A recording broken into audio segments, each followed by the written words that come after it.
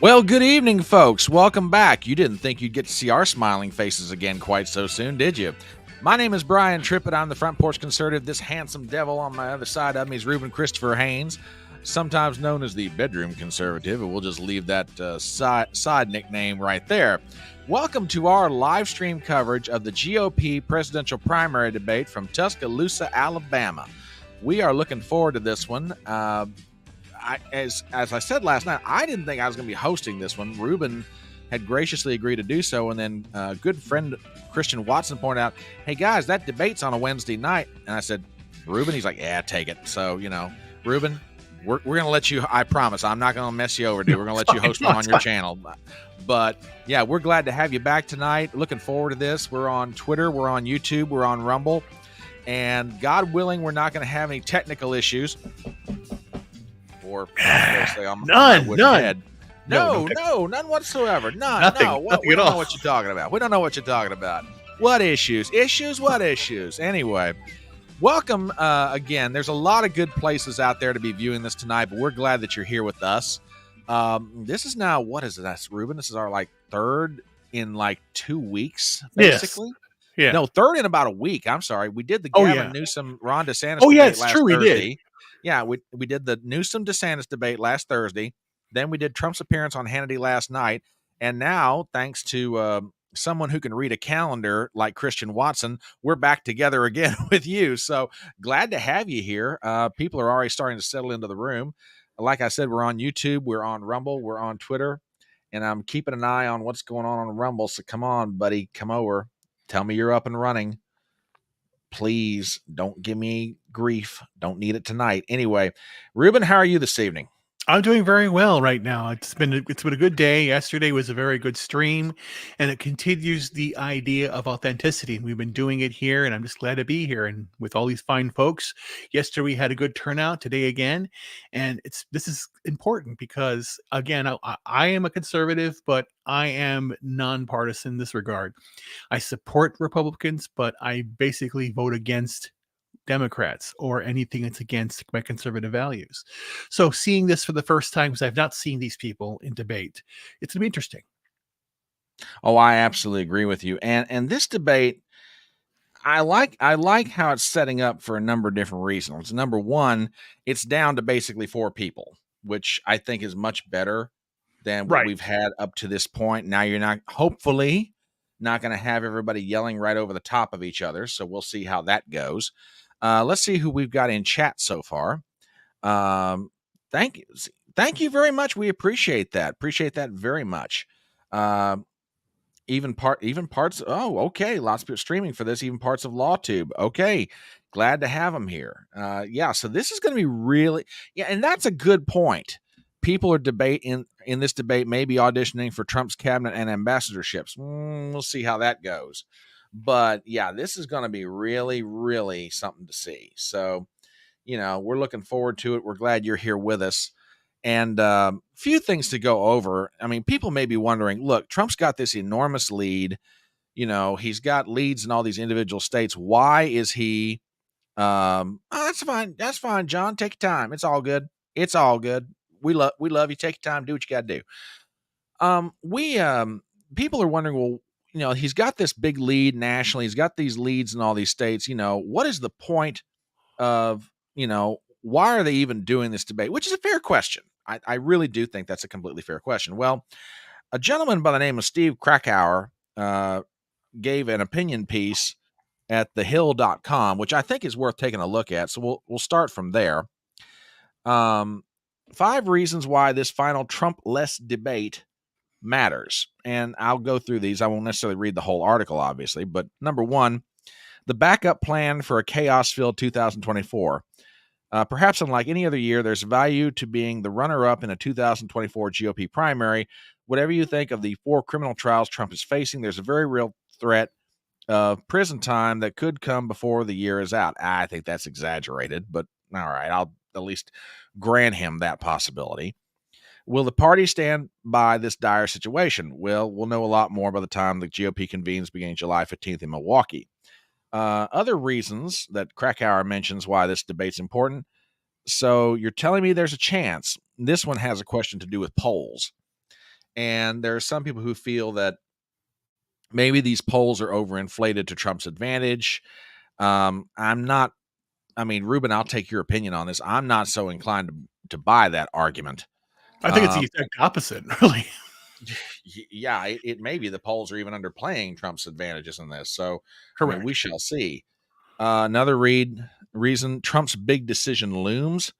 Basically, this refers to the idea of who the eventual vice presidential nominee might be. Well, okay, I'm not so sure that some of the individuals on that stage are in consideration, but you never know with Trump. 4, debates really do matter, and I agree with that. And finally, it's just fun, and that I absolutely agree with. I mean, from Ruben's Yeah. perspective and mine, we, not me, sorry, we are gonna do our best to give you, honest commentary about this. I mean, you're completely at liberty to disagree with our opinion. That's perfectly fine. We're going to tell you what we really think. So the debate in that respect, I think, is going to be a lot of fun. Now, not to be left alone, there's another individual at thehill.com who wrote an article for things to watch in the debate, which I think this article is worth mentioning as well. It's written by an individual named Jared Gans, and we'll go straight into it. Does Haley cement herself as the strongest Trump alternative? And that's a good question. The reason that I bring that up, a lot of people have been, how shall I put this, marketing Nikki Haley quite heavily. Now, if you've been watching my channel or you've heard Ruben's commentary on this issue, I mean, speaking for myself, I am most certainly not a Nikki Haley fan for a whole lot of reasons. But right now, she's being pushed as the alternative to Trump on the grounds that the DeSantis campaign has floundered as badly as it has. So that's going to be something, does she burnish her credentials with enough people to say, yeah, literally, she could be the alternative to Trump if something goes wrong? And in the same vein, can DeSantis turn this thing around? Well, again, both are fair questions. Now, here's one, given where they're doing this debate, that I think is a really, really interesting thing. Are these guys going to go after Trump in the heart of Alabama? Think about the location. Are these guys going to try and take some shots at Trump in the deep, deep South, in deep, deep Trump country? So, I mean, Ruben, what are your thoughts on that one? Well, again, they have to play to the crowd, and again, as yesterday, Trump played with the crowd. He was very much feeding off their energy. So if they don't read the room right, this can be very bad. The person who comes off the worst could be Christie, because he's a northerner, he's New Jersey, and he basically comes of a hoity-toity thing. Vivek will be the black horse in a way. And then you have DeSantis and Haley. Haley, she's a Southern girl. I guarantee you she may do a little twang or something in there. Again, I don't know. I'm just saying if that's her natural voice or not. But the whole idea that you're there in Alabama, because that's how basically people will always say listen to the candidates introduce themselves and where they are. They're glad to be here in Alabama. If they say it that way, then again, just say it correctly. Speak of your heart and be authentic. So I'm looking for authenticity and all that. So I hope that they don't play into the whole, like, I have keep hot sauce in my purse. That Hillary said that one time. I know, because again, that's disingenuous. And you see Trump hanging out with rappers in the 80s and 90s and helping out. I hear Trump's here, and all that stuff. You see these videos. Again, it's more about the authenticity. So I want to see what that is. So we'll see how that works out. Very, very, very true. And then that gets to another question that I think Ruben kind of alludes to. How rowdy are they going to get in this debate? I mean, it's one thing to take a shot at Trump. Are they going to, shall we say, keep their claws in, or are they going to turn them loose on each other? I think that's a very fair question as well. And then the last question is totally fair. Will it make a difference? I mean, some of these candidates are considerably behind Trump if you believe the polls to be accurate, and if they are accurate. So, Trump is 30, 40, 50 points ahead nationally and about 25 to 30 points ahead, depending on what state poll you make. Is it really going to make a difference, these guys getting together for a debate?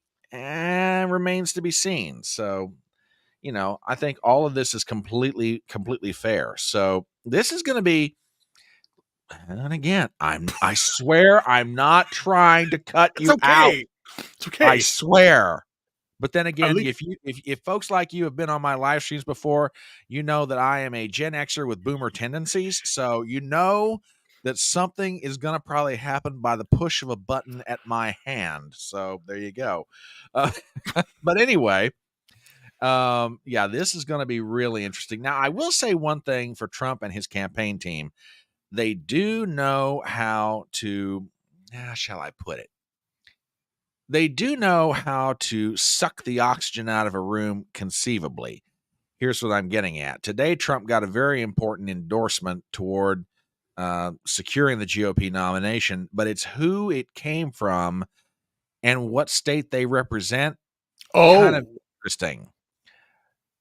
U.S. Senator Katie Britt, Republican from Alabama, announces she's endorsing Donald Trump, locking down the former president's 2024 support from the state's entire Republican congressional delegation. Bam. You got to give Trump and his people credit. They know how to suck the oxygen out of a room. I mean, They're getting ready to have a debate in the heart of Alabama, Tuscaloosa, Bear Bryant country, and now you have the other U.S. Republican senator locking down for Trump, and thereby locking down everybody who's a Republican in the House or the Senate, and they're all endorsing Trump. Wow. Like I say, you got to give them credit. They know what they're doing. That's true. It's okay. It's okay.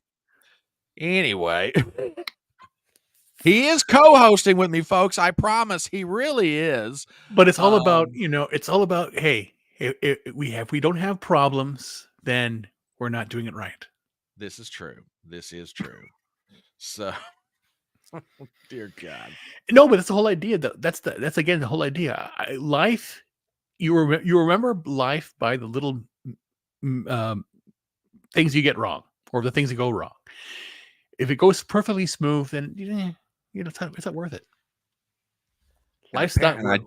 And I just got a report from Gypsy Muse that Rumble is working well this evening. That's good. Hot damn.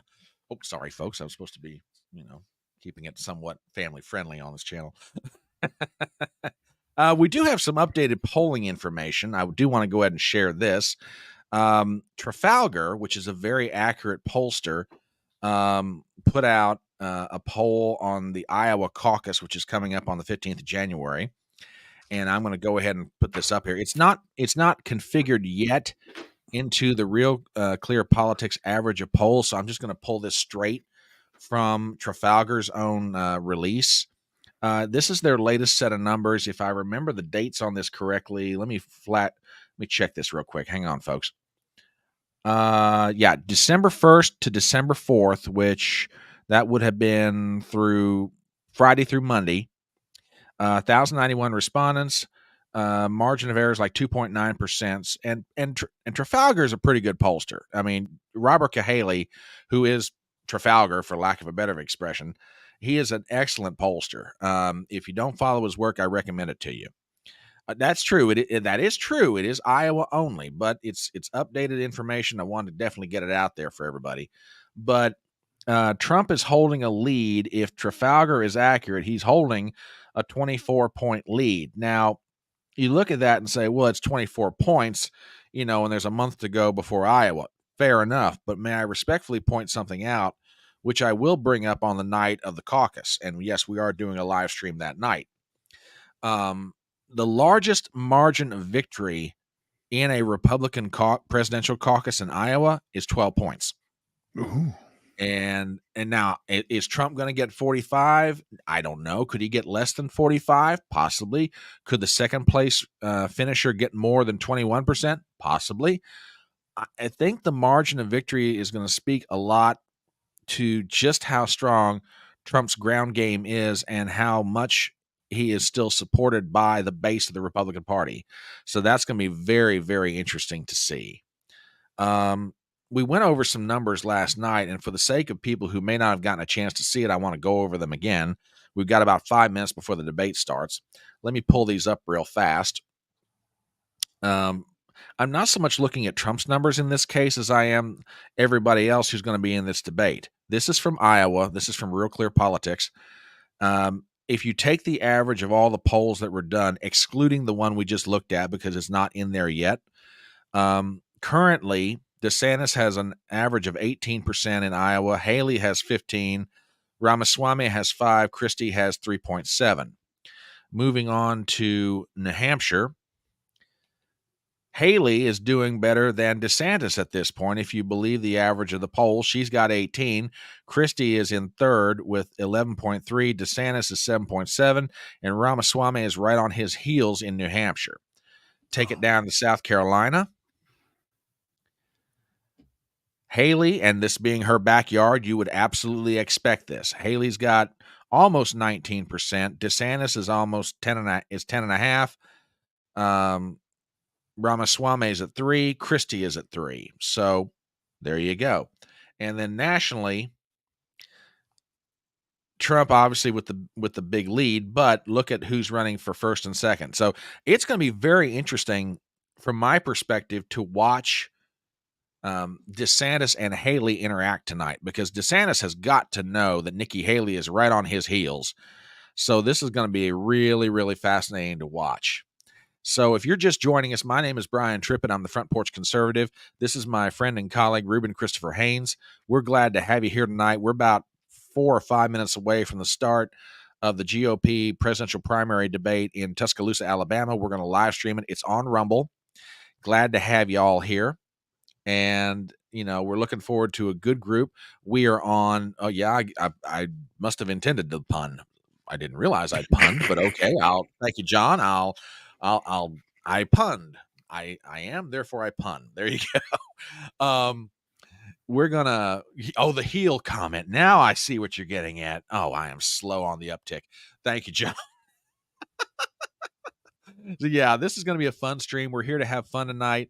Our normal practice is that once the debate starts, we'll silence ourselves.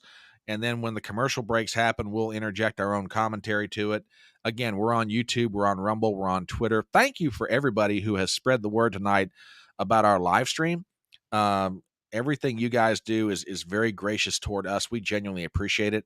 If you're not subscribed to Ruben's channel, please give him a sub, which, by the way, I'm being a bad host.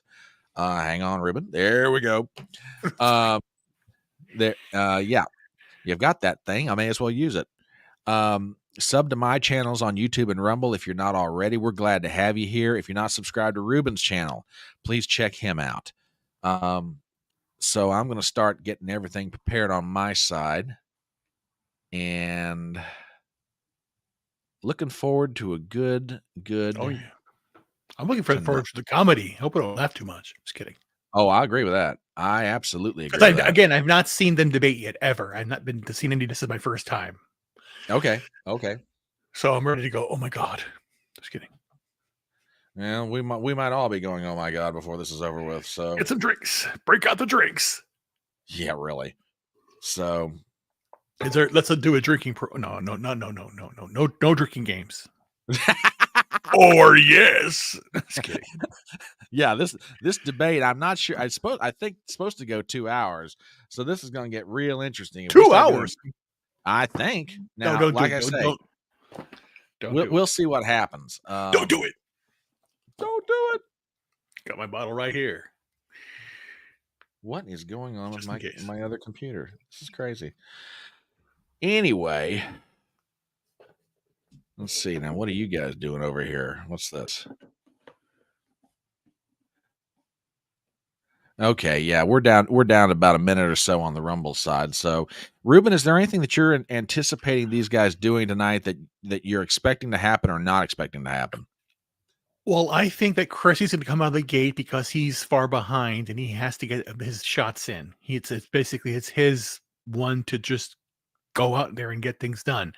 Haley being in the South, she'll be more relaxed with it, hopefully. But Ben, I just want to know where she is. She's going to be talk to the people or talk about Trump.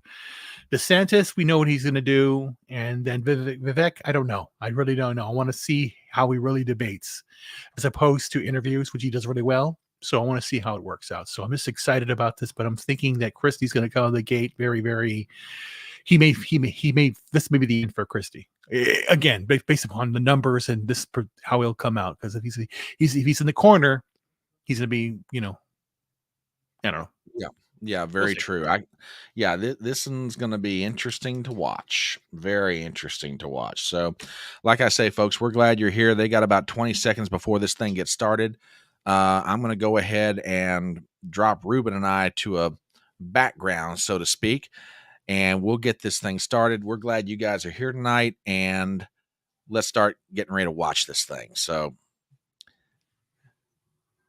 and here we go. Ruben, is that coming through okay? Family. Faith. Yes, it is. Okay, folks, we're gonna dip out, and we'll see you guys when the commercial comes up. But on this night, the final showdown of the year moves to a new stage on America's newest cable news network. 40 days before the Iowa caucuses, millions of votes are still up for grabs. And 4 candidates are fighting for every last one of them. Who could catch fire and shock the political world? 2024 is do or die for us. We're not getting a mulligan on this. Governor Ron DeSantis. We have to have a new generational leader.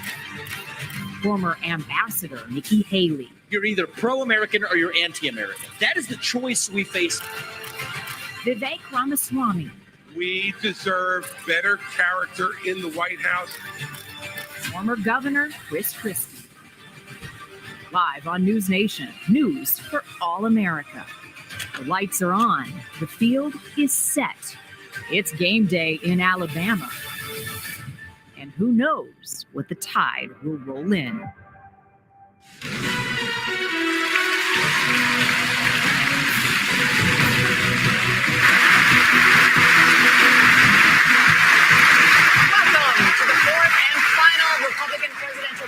Debate of the year, live from the University of Alabama. I'm Megyn Kelly, host of the Megyn Kelly Show podcast on SiriusXM.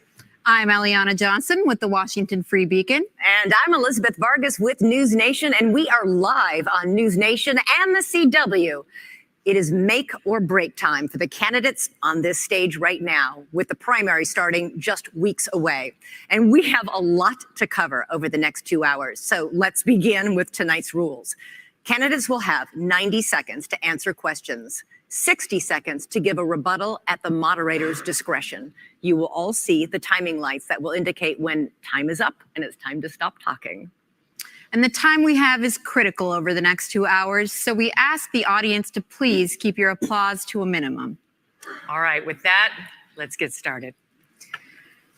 On stage tonight, 4 candidates, all vying to become their party's nominee. And given the state of affairs in our political system right now, one of you might very well do it. Even many Democrats now admit that President Biden is a weak candidate, just as many Republicans acknowledge that former President Donald Trump's multiple legal troubles could imperil his quest for a second term, all of which means one of you could wind up the leader of the free world. Having said that, Mr. Trump is nearly 50 points ahead of all of you in the national polls, 29 points ahead in Iowa, where the GOP caucuses are less than 6 weeks away. And so as Republicans get ready to vote on whether any of you might be preferable to Mr. Trump, we begin with the question of electability. Governor DeSantis, your campaign and its super PAC have spent the most money, had the most high net worth donors, and had a wave of momentum coming into this race after your big re-election win in Florida. You were seen by many as the candidate most likely to consolidate the non-Trump field. But here we are, a month out from the first real votes, and you haven't managed to do it. In fact, Nikki Haley is beating you in New Hampshire and South Carolina now, and closing in on you in Iowa. Not to mention Trump, who is not only dominating in the early states, but is beating you in Florida by over 30 points. Is it fair to say, as Senator Tim Scott did when he dropped out, that voters are telling you not no, but not now? So we have a great idea in America that the voters actually make these decisions, not pundits or pollsters. I'm sick of hearing about these polls because I remember those polls in November of 2022. They said there was going to be a big red wave. It was going to be monumental, and that crashed and burned. The one place it didn't crash and burn was in the state of Florida. They weren't predicting that I would win the way I did, and I won the greatest Republican victory in the history of the state of Florida. I'm looking forward to Iowa and New Hampshire. The voters are going to be able to speak, and we're going to earn this nomination. And here's what we need. I am sick of Republicans who are not willing to stand up and fight back against what the left is doing to this country. You've got to be willing to stand strong, and you've got to be willing to beat these people. I'm the only one running for president that has beaten these people on issue after issue. We beat the teachers' unions when we did school choice. We beat Fauci on COVID. We beat George Soros when we removed 2 of his radical district attorneys. We beat the Democrats on election integrity. I have delivered results. That's what we need for this country. And you have other candidates up here like Nikki Haley. She caves anytime the left comes after her, anytime the media comes after her. I did a bill in Florida to stop the gender mutilation of minors. It's child abuse and it's wrong. She opposes that bill. She thinks it's fine and the law shouldn't get involved with it. If you're not willing to stand up for the kids, if you're not willing to stand up and say that it is wrong to mutilate these kids, then you're not going to fight for the people back home. I will fight for you and I will win for you. Ambassador Haley, you left government service in 2018 with just $100,000 in the bank. 5 years later, you're reportedly worth $8 million, thanks to lucrative corporate speeches and board memberships like you had with Boeing. Weeks ago, you met with Wall Street heavyweights, including leaders from J.P. Morgan, Goldman Sachs, and BlackRock. Several other billionaire investors are reportedly ready to endorse you, or recently have, all of which comes with expectations. Aren't you too tight with the banks and the billionaires to win over the GOP's working class base, which mostly wants to break the system, not elect someone beholden to it? Well, thank you. It's great to be here. You know, first I'll tell you, just to respond to Ron, he continues to lie about my record. I actually said his Don't Say Gay bill didn't go far enough because it only talked about gender until the 3rd grade. And I said it shouldn't be done at all, that's for parents to talk about. It shouldn't be talked about with schools. In reference to donors coming on board, look, we will take support from anybody we can take support from. But I have been a conservative fighter all my life. I was a Tea Party candidate when I became governor. We opposed every single corporate bailout we possibly could. We passed tort reform. We passed one of the toughest illegal immigration laws in the country. We passed pro-life bills. We moved unemployment from 11% to 3%. We took on the unions and we took on Obama when it came to the unions, the Syrian refugees, and everything in between. And so I've had a fight. And so as much as Ron says that, that's not true. But when it comes to these corporate people that want to suddenly support us, we'll take it. But I don't ask them what their policies are. They ask me what my policies are. And I tell them what it is. Sometimes they agree with me. Sometimes they don't. Some don't like how tough I am on China. Some don't like the fact that I've signed pro-life bills. Some don't like the fact that I may oppose corporate bailouts. That doesn't matter. That's who I am. And that's why the most conservative grassroots group in the country, Americans for Prosperity, endorsed me last week. Well, because he didn't respond to the criticism. It wasn't about the Parents' Rights and Education bill. It was about prohibiting sex change operations on minors. They do puberty blockers. These are irreversible. Talk to Chloe Cole. She went through this. Now she's an adult. She's warning against it. She may never be able to have kids again. That is what Nikki Haley opposed. She said the law shouldn't get involved in that. And I just ask you, if you're somebody that's going to be the president of the United States and you can't stand up against child abuse, how are you going to be able to stand up for anything? That is the truth. We have it on video. I said that if you have to be 18 to get a tattoo, you should have to be 18 to have anything done to change your gender. You said the law should stay out of it. We're going to We're going to get to this in more detail later. Let's finish with electability, but trust me, we're coming back to this issue. Mr. Ramaswamy, for months, you campaigned as a unifier. Then you stood up at the first debate and attacked all of your competitors as bought and paid for. The second debate, you changed your tune, saying, these are good people on this stage, admitting you can come across as a bit of a know-it-all and rejecting the practice of personal insults. By debate number 3, you called Nikki Haley corrupt, accused Ron DeSantis of wearing high heels, and told Ambassador Haley she should keep a closer eye on her daughter. Can you see how this has led some to conclude you are not, in fact, a unifier, and to question your authenticity? Megyn, I think there's a time and place for everything. We need somebody in the White House who absolutely is going to be a fighter when it counts. And I did say that there were some good people on that stage in that third debate. Doug Burgum was on that stage at that time. And I'll say that jokingly. Ron DeSantis is a good person, too. I want to go back, though, to Nikki Haley's comment from earlier that she is somehow not responding to the will of these donors. Nikki, you were bankrupt when you left the UN. After you left the UN, you became a military contractor. You actually started joining service on the board of Boeing, whose back you scratched for a very long time, and then gave foreign multinational speeches like Hillary Clinton is. And now you're a multimillionaire. That math does not add up. It adds up to the fact that you are corrupt. And when I said they were bought and paid for, I meant the Republican establishment, not the Democratic establishment. Now you have Reid Hoffman, the person who's effectively George Soros Jr., funding lawsuits across this country against Donald Trump to keep him off the ballot, funding left-wing causes. We discovered this week that he is one of Nikki Haley's largest supporters. Larry Fink, the king of the woke industrial complex, the ESG movement, the CEO of BlackRock, the most powerful company in the world, now supporting Nikki Haley. And to say that doesn't affect her is false, because it's after that meeting later that day that she says that every American needs to be doxxed by having their ID, their government-issued ID, tied to what they say on the internet. So I think that this is far more corrupt than I even imagined when I entered politics. But I will say this. It is going to take a leader from the outside with fresh legs from the next generation to unite this country. Not the broken politicians who are puppets of the puppet masters, but actual people in this country. Thomas Jefferson was 33 when he wrote the Declaration of Independence. I think it's going to take somebody whose best days in life are still ahead to see a country whose best days are ahead of itself. And I think I can reach that next generation better than anybody else in this race. Thank you. Response. Megyn.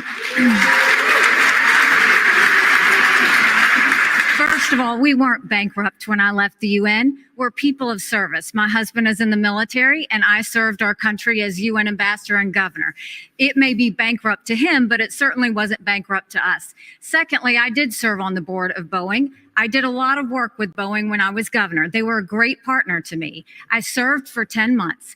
And then when they decided after COVID that they wanted to go for a corporate bailout, I've never supported corporate bailout, so I respectfully stepped back and got off the board. I love Boeing. They build good commercial airplanes, build airplanes for our Air Force. I am proud of them. They employ a lot of people in South Carolina, but that's why I left the Boeing board. There's nothing to what he's saying. And in terms of these donors that are supporting me, they're just jealous. They wish that they were supporting them, but I'm not going to sit there and Let me get the governor in and then I'll go. So, and Vivek, he wrote a book talking about ESG and these woke corporations and BlackRock. The idea that I want to do that in Florida, they were managing our pension, part of our pension. And then when they did the ESG, I took $2 billion away from BlackRock. We took action. This ESG, they call it environment, social governance. And again, Nikki is meeting with all these people. They want to use economic power to impose a left-wing agenda on this country. They want basically to change society without having to go through the constitutional process. We've kneecapped it in the state of Florida. The next president of the United States needs to be able to go to that office on day one and end ESG. And the fact of the matter is, we know from her history, Nikki will cave to those big donors when it counts. And that is not acceptable. I did write that book, Ron, and the irony is Nikki Haley was heaping praise on me when I wrote that book, but now I was warning about the woke industrial complex in this country as a warning. Apparently, she read it as a how-to manual, just like she reads George Orwell's books as well. And so I think that's actually far more dangerous than, this is really important for people to understand. We're marching towards fascism under Biden. Jack Smith has subpoenaed every last retweet someone has issued from Donald Trump in the year 2020. The only person more fascist than the Biden regime now is Nikki Haley, who thinks the government should identify every one of those individuals with an ID. That is not freedom. That is fascism. And she should come nowhere near the levers of power, let alone the White House. I've got to get to Governor Christie. I haven't forgotten about you, can I just say, can you speak? I really appreciate it. How you doing, sir? Good to see you. Can you please speak to the requirement that you said that every anonymous internet user needs to out themselves? They're both hitting you on it. I would be happy to, and I love all the attention, fellas. Thank you for that. I'll say this. What I said was that social media companies need to show us their algorithms. I also said there are millions of bots on social media right now. They're foreign, they're Chinese, they're Iranian. I will always fight for freedom of speech for Americans. We do not need freedom of speech for Russians and Iranians and Hamas.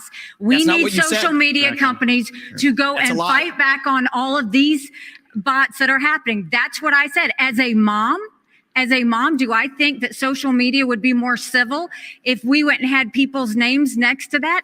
Yes, I do think that, because I think we've got too much cyberbullying. I think we've got child pornography and all of those things.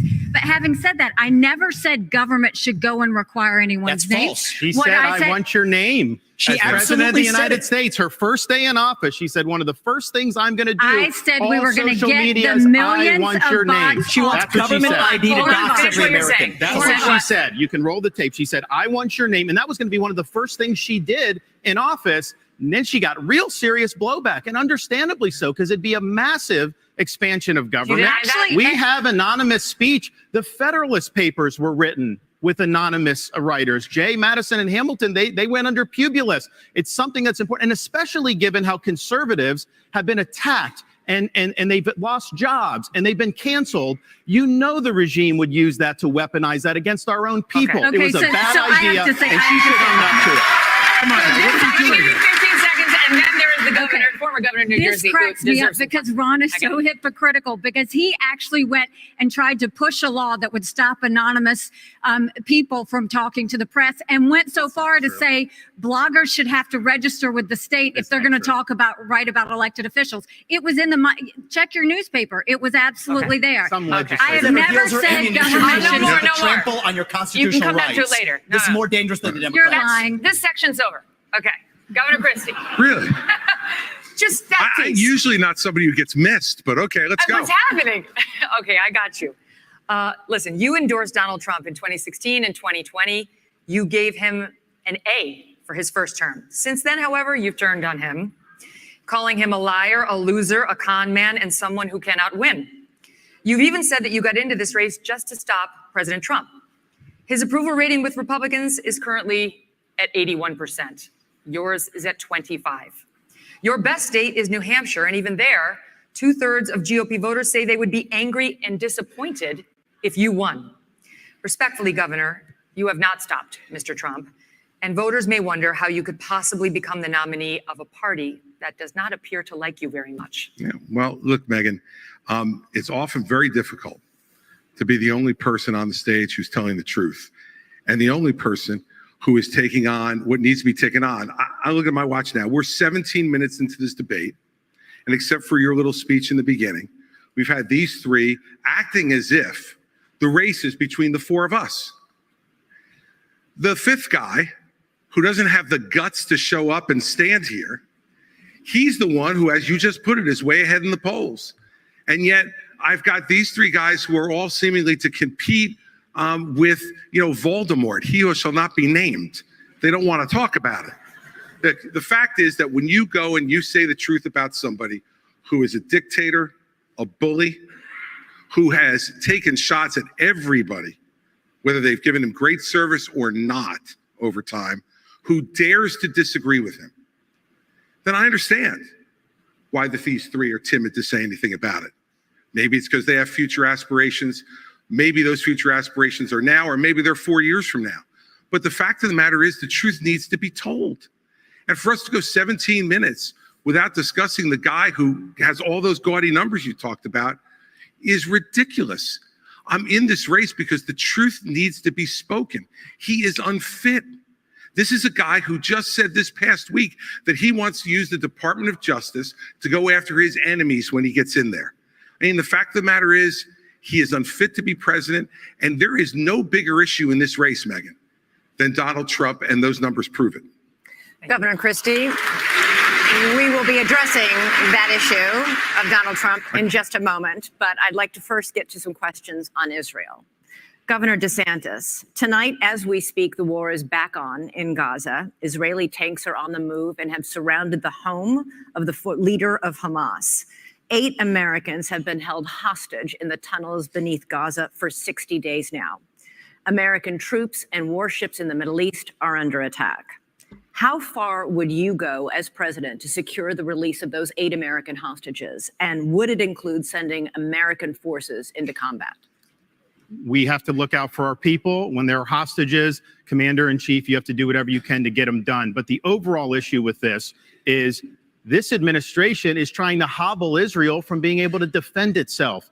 They have a right to eliminate Hamas and win a total and complete victory so that they never have to deal with this again. Hamas wants nothing less than a second Holocaust. They would wipe off every single Jew off the map. They would destroy the state of Israel if we could. Joe Biden will say they support Israel, and then they do nothing but try to kneecap them every step of the way. You should not try to direct their war effort. We should work together with them so that they can bring Hamas to heel. Look, I served in Iraq back in the day. I'm the only one running for president that served in the military. I understand that part of the world.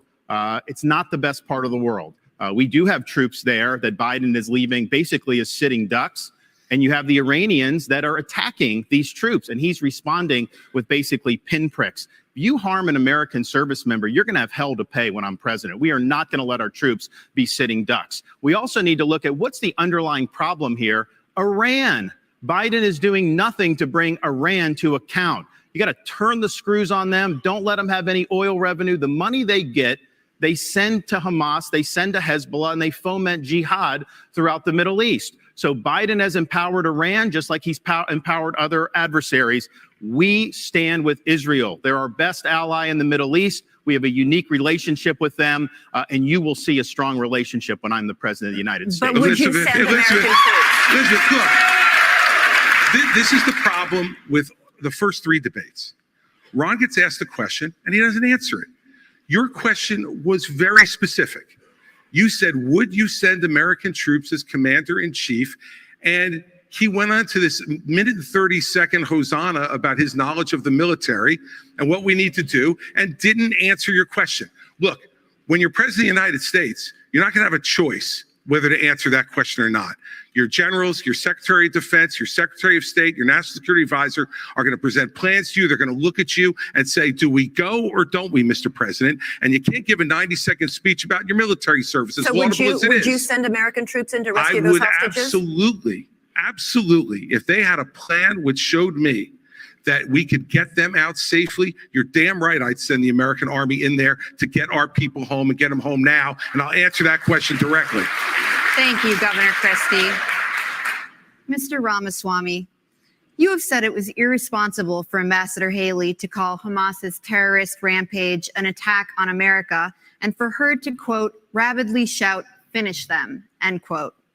The Hamas terror attack left dozens of Americans dead and was the deadliest attack on Jews since the Holocaust. Why wouldn't it be a good thing to finish Hamas? Finish them was purposefully vague in a discussion that included Iran, which is what I objected to. And I think it's, as U.S. president, you have to be responsible. What happened to Israel was dead wrong. What Hamas did was medieval. It was subhuman. It was immoral. And we have to call that out for what it is on October 7th. But to say that that was an attack on America fails a basic test. I mean, Nick, if you can't tell the difference between where Israel is and the U.S. is on a map, I can have my 3-year-old son show you the difference. That is irresponsible because it has major consequences, because that doesn't leave room for what actually is an attack on America. So I believe I have the strongest pro-Israel position actually on the stage, even though it's a little bit different than the standard GOP talking points. And it is this. The founding vision of Israel, David Ben-Gurion, the George Washington figure of Israel, what did he believe?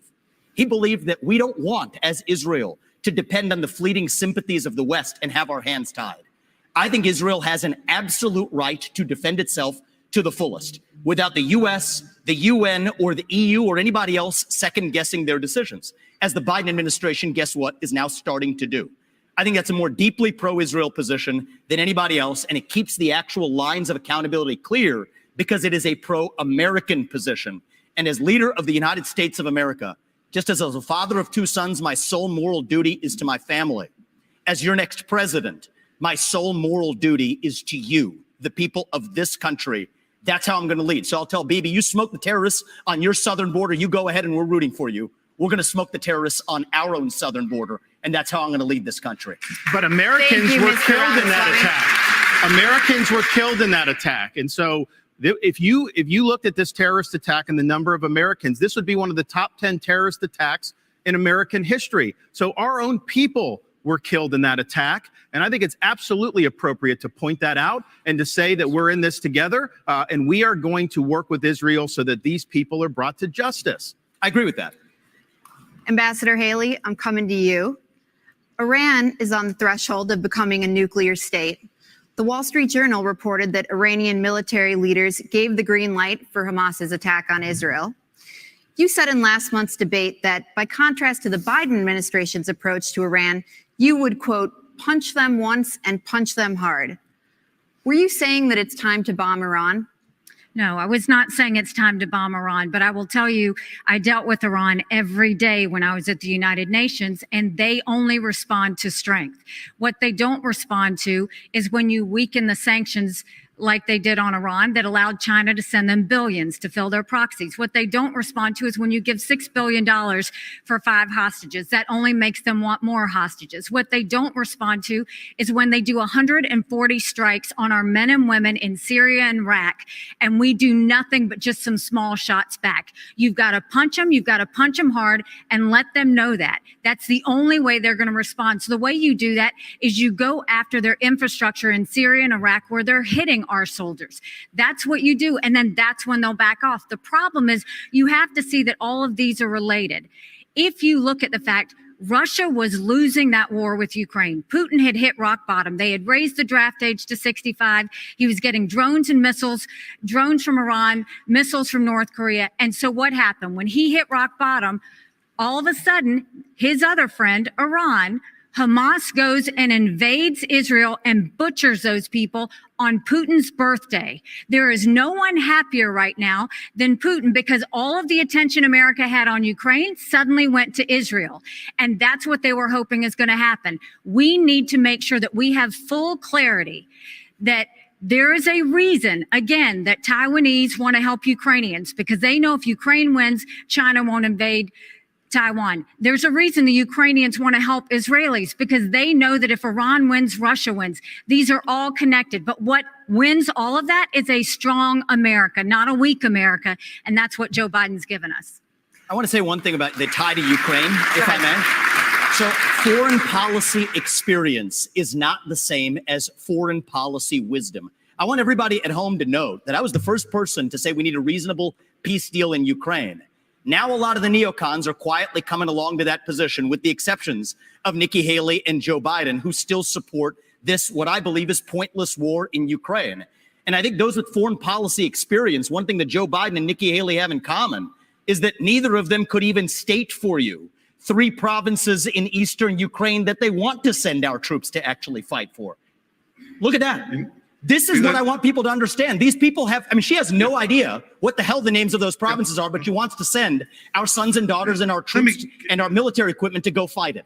So reject this myth that they've been selling you, that somebody had a cup of coffee stint at the UN and then makes $8 million after, has real foreign policy experience. It takes an outsider to see this through. Look at the blank expression. She doesn't know the names of the provinces that she wants to actually fight for. And there's her puppet masters right there.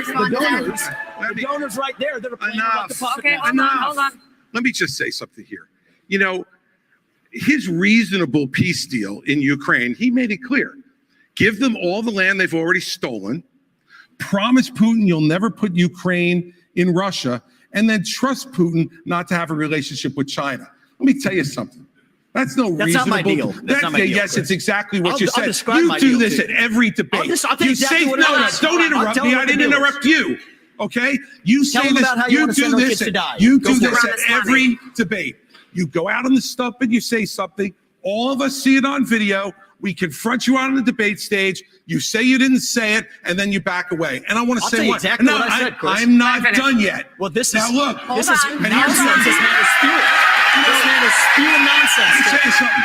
This is the fourth debate. The fourth debate that you would be voted in the first 20 minutes as the most obnoxious blowhard in America. So shut up for a little while.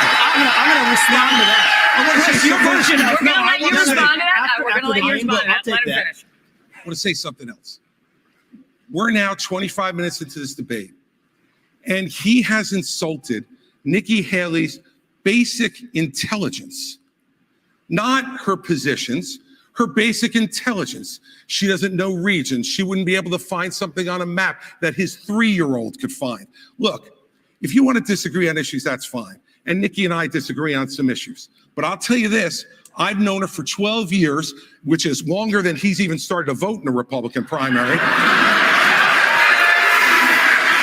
And while we disagree about some issues and we disagree about who should be president of the United States, what we don't disagree on is this is a smart, accomplished woman, and you should stop insulting So her. I'm going to take this. I'm going to take several times over. So first of all, I think we just learned something from Chris Christie. We learned three things. We learned three things right there. First of all, Chris Christie also doesn't know what provinces in eastern Ukraine he actually wants us to fight for. Chris, your version of foreign policy experience was closing a bridge from New Jersey to New York. Yeah. So do everybody a favor, just walk yourself off that stage, enjoy a nice meal, and get the hell out of this Yeah, race. let me tell you. When it comes to Nikki, I think if you're going to actually send your sons and daughters to go While die you in somebody weren't else's voting- war, Hold on. while you you better, weren't excuse me, voting- Chris, I'm speaking, and I'm not done yet. I You haven't had heard your the chance, time when you weren't and we're going to be speaking. done. So listen up to this, is if these people want to send your sons and daughters to go die in Ukraine, they've been arguing for it for a year. $200 billion of our taxpayer money sent over. Neither of them could even name for you the provinces that they actually want to protect. And this is the people who have been touting their so-called foreign policy experience. It is intellectual fraud. These people are lying to you, the same people who told you about weapons and mass destruction in Iraq to justify that invasion didn't know the first thing about it, yet they sent thousands of our sons and daughters to go die. The same people who told you the same in Afghanistan, where the Taliban is still in charge 20 years later. $7 trillion of our national debt due to these toxic neocons. You can put lipstick on a Dick Cheney, it is still a fascist neocon. Thank and you, you have to Mr. see that Ramaswamy. today. Thank you, It's Mr. Dick Cheney Ramaswamy. all over again in this party. Thank you, Mr. Ramaswamy. 15 seconds. Name the provinces. Neither of you could even name the Ramaswamy, thing about Eastern thank you. Ukraine. I think we've had enough of this. Think about that. Let me just. It's actually Crimea is the wrong All right, answer. all right. The floor is Christie's. All right, let me just say this. You know, this is the kind of thing where he talks about experience. You know, I was the U.S. attorney in New Jersey when the terrorist attacks were launched against the United States in 2001. I brought the first two cases in this country against terrorists who tried to attack us again. And I know about the threat of terrorism and bullying in this country and around the world. And at that time, he was learning about the provinces in Ukraine, sitting with his smart-ass mouth at Harvard. That's what was going on. And so the fact of the matter is, and back then he was a Democrat. So, you know, the fact is that all he knows how to do. You were busy hugging all Barack he knows Obama how to getting him do. elected. Thank you. All he knows how to do is insult good people who have committed their lives to public service and not say anything that moves the ball down the field for the United States. All right, thank you, Governor Christie. We are going to take a quick break, cool things down a little bit. When we come back, we're going to tackle issues on the southern border. We'll be back in a few minutes.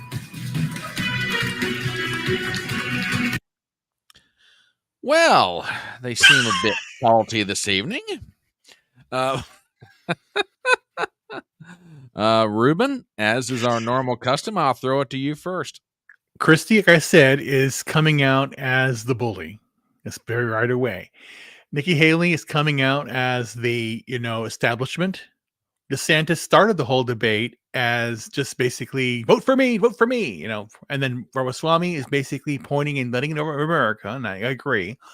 that you're dealing with the establishment that continues to want to support Israel with our own bodies. Let's support them, politically, and standing with Israel that way. But again, dragging Iran in this, and then basically saying that they're doing this. But again, I give this to Ramaswamy and DeSantis too. But then again, Christie just is killing his whole career right here, in my opinion. Yeah, I mean, just some observations just for myself. First of all, I mean, I've never really watched NewsNation as a network, and I've got to say, from a viewer standpoint, I don't know about anybody else in chat or whatever, but I'll tell you what, I give them credit. I mean, the production quality to what they're doing is very good. The moderators, I think all three of these ladies are very capable. I like the questions they're asking. I thought Megyn Kelly came straight out of the gate, just going at the one question that I thought Haley didn't answer, but her repost was good, was the question, are you in too tight with the banks and the billionaires? When she starts getting hammered on it, she's like, hey, well, you guys are just jealous of the fact they're supporting me and not you. I thought that was a good repost. I agree with you about Christie.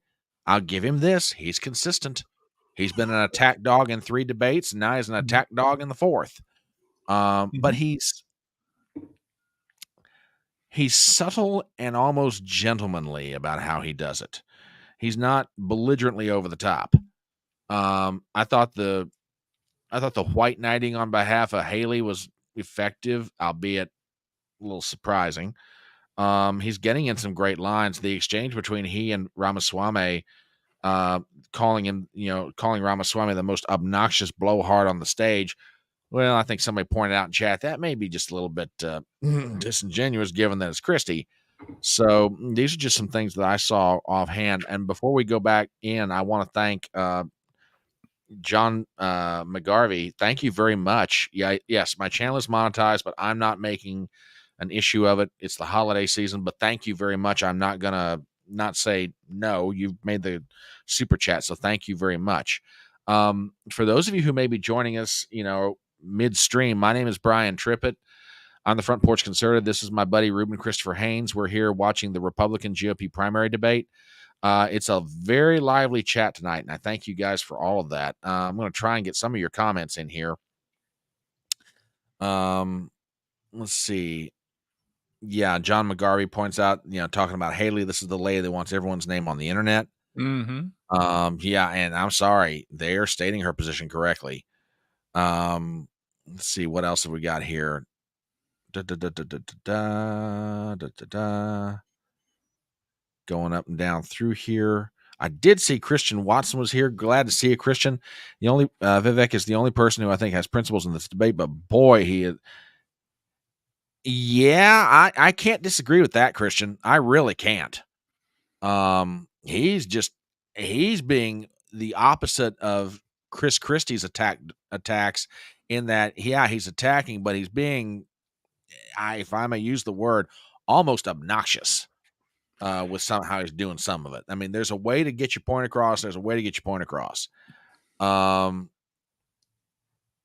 Yeah, it's an interesting exchange so far between these guys. Really interesting. So if you're here with us, like I say, please subscribe to Ruben's channel. Please subscribe to my channel.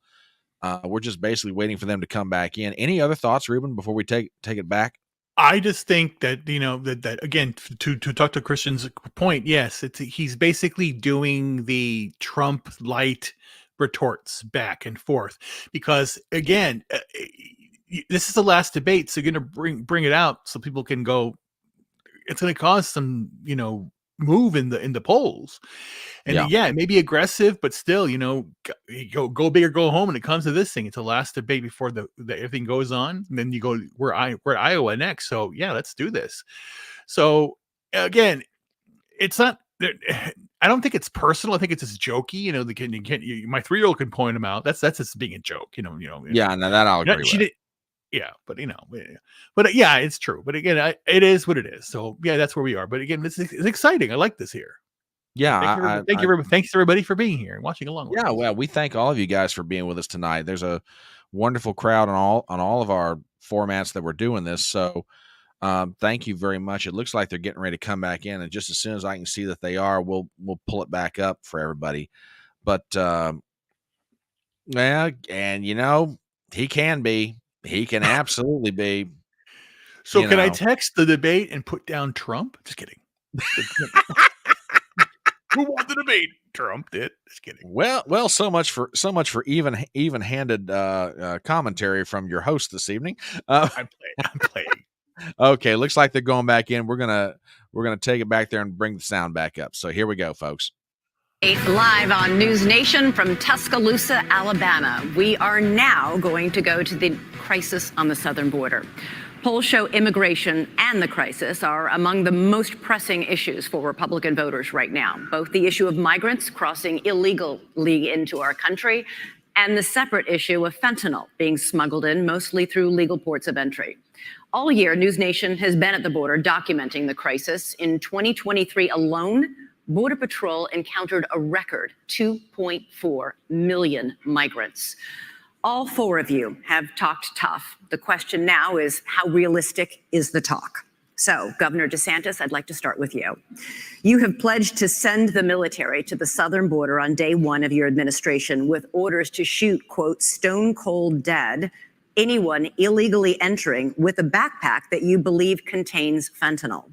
Critics have called this a shoot first, ask questions later policy that would amount to extrajudicial killing. You are a former military lawyer. Why do you think this idea of yours would be legal? The drug cartels are invading our country and they are killing our citizens by the tens of thousands every year. We had a situation in Florida. There was an 18-month-old baby that was crawling on the floor of an Airbnb rental. There was fentanyl residue on the carpet and the baby died. Is this acceptable in this country? I know the elites in DC, they don't care. They don't care that fentanyl is ravaging your community. They don't care that illegal aliens are ravaging our community and overwhelming our community. The commander-in-chief not only has a right, you have a responsibility to fight back against these people. And does that mean shooting first? It means you're gonna categorize them as foreign terrorist organizations, and we will identify just like we would anywhere. When I was in Iraq, the Al-Qaeda wasn't wearing a uniform. You'd see anyone walking down the street, they all had man dresses on. You didn't know if someone had a bomb, an IED attached or not. And so you had to make a judgment based on intelligence, based on positive identification. But we're going to be able to get the intelligence on these cartel people. And here's the thing. If we had a wall across the southern border, which I support, this would not have happened. We need to build a wall across the southern border. I'll get it done, and Mexico is supposed to pay for it. Remember, here's how you do that. I am going to have fees on remittances from foreign workers when they send the money back to foreign countries. We're going to tax it, and we're going to build a wall with that. So yes, you should have had that, but we don't have it. I'm going to build it, but we have to lean in on this problem. I am not going to sit there and allow mothers to lose more kids because of fentanyl overdose. I am not going to sit there and let sex trafficking go unabated or human trafficking go unabated.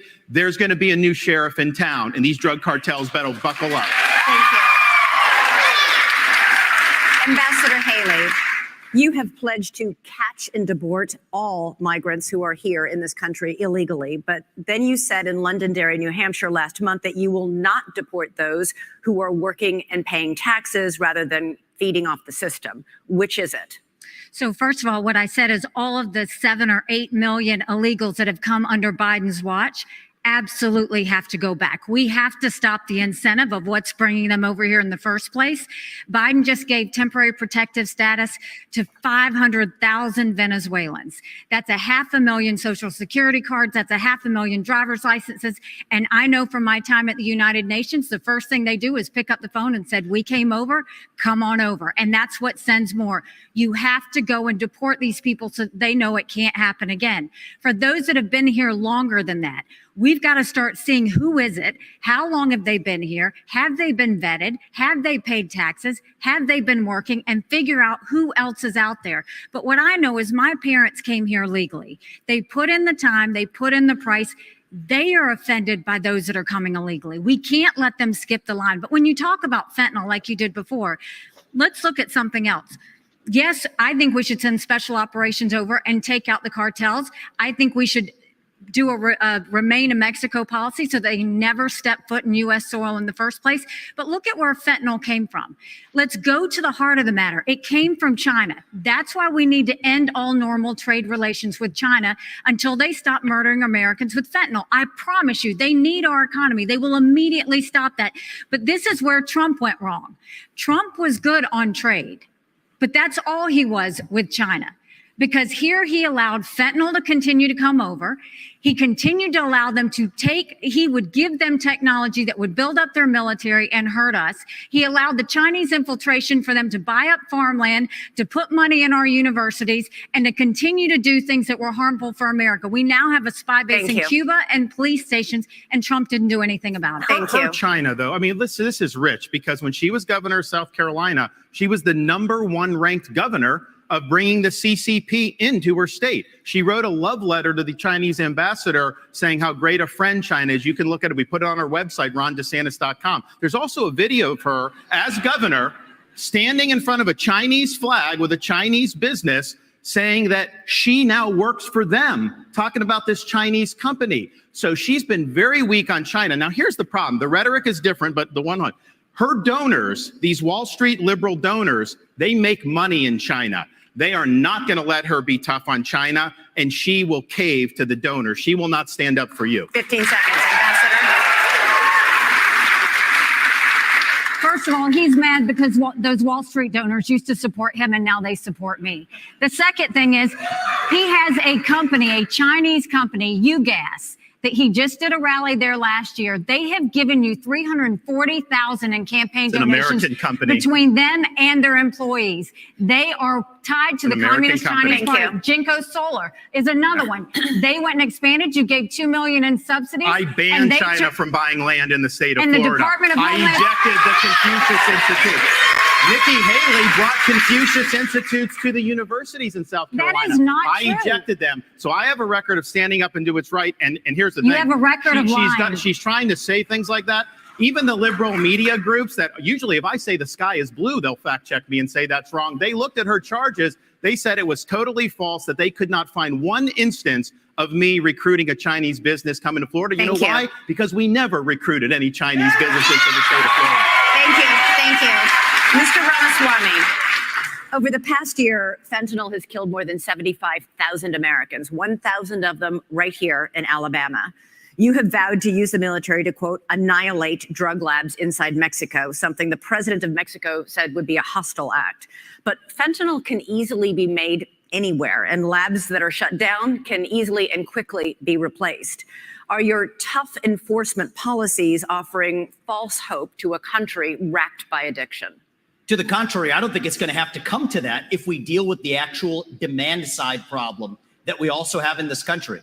I mean, the easy part is talking about how we're going to use our military to secure the border. I will, and I believe that everybody else wants to do the same thing. But the harder part is dealing with the crisis of purpose and meaning, the mental health epidemic raging across this country like wildfire. And there's a reason why after the opioid crisis, you see fentanyl. And even after we get fentanyl, and we are going to be sure to make sure we do it, this one is worse for many reasons. They're illegally lacing it into pharmaceuticals, so it's more dangerous. But we're deluding ourselves. The real false promise here is thinking that we're going to have dealt with that underlying mental health epidemic in this country by just dealing with the demand side of it. But I want to get back to this issue of the root cause, because a lot of these are coming from labs in Wuhan, China, of all places, drug materials that are going to the Mexican drug cartels that they're pumping across that southern border like a modern opium war. I think it is going to take a U.S. president that's going to have a very different conversation with Xi Jinping than what Joe Biden just had in California. I will tell Xi Jinping, you will not only not buy land in this country or donate to universities in this country, U.S. businesses won't expand into the Chinese market until they're playing by the same set of rules. And the same country that's putting fentanyl into illegal pharmaceuticals in Mexico, it's no coincidence, is the exact same country that also unleashed hell on the world with the COVID-19 pandemic. We also have to hold them accountable with every financial lever that we have available. That is what it actually means to stand with a spine.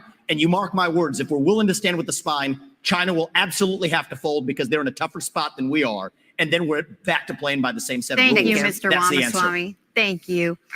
Let's talk about the economy. Ambassador Haley, Homeownership has always been part of the American dream, but it's increasingly out of reach for younger Americans. This year, mortgage rates reached 30-year highs. Home prices have risen $190,000 over the past decade. Is this the free market at work? Or should the federal government do something to make homes more affordable? Well, first of all, I mean, you're exactly right. My daughter just got married, and I saw how hard it was for her and her husband to buy a home. Right now, the average homeowner in America is 49 years old.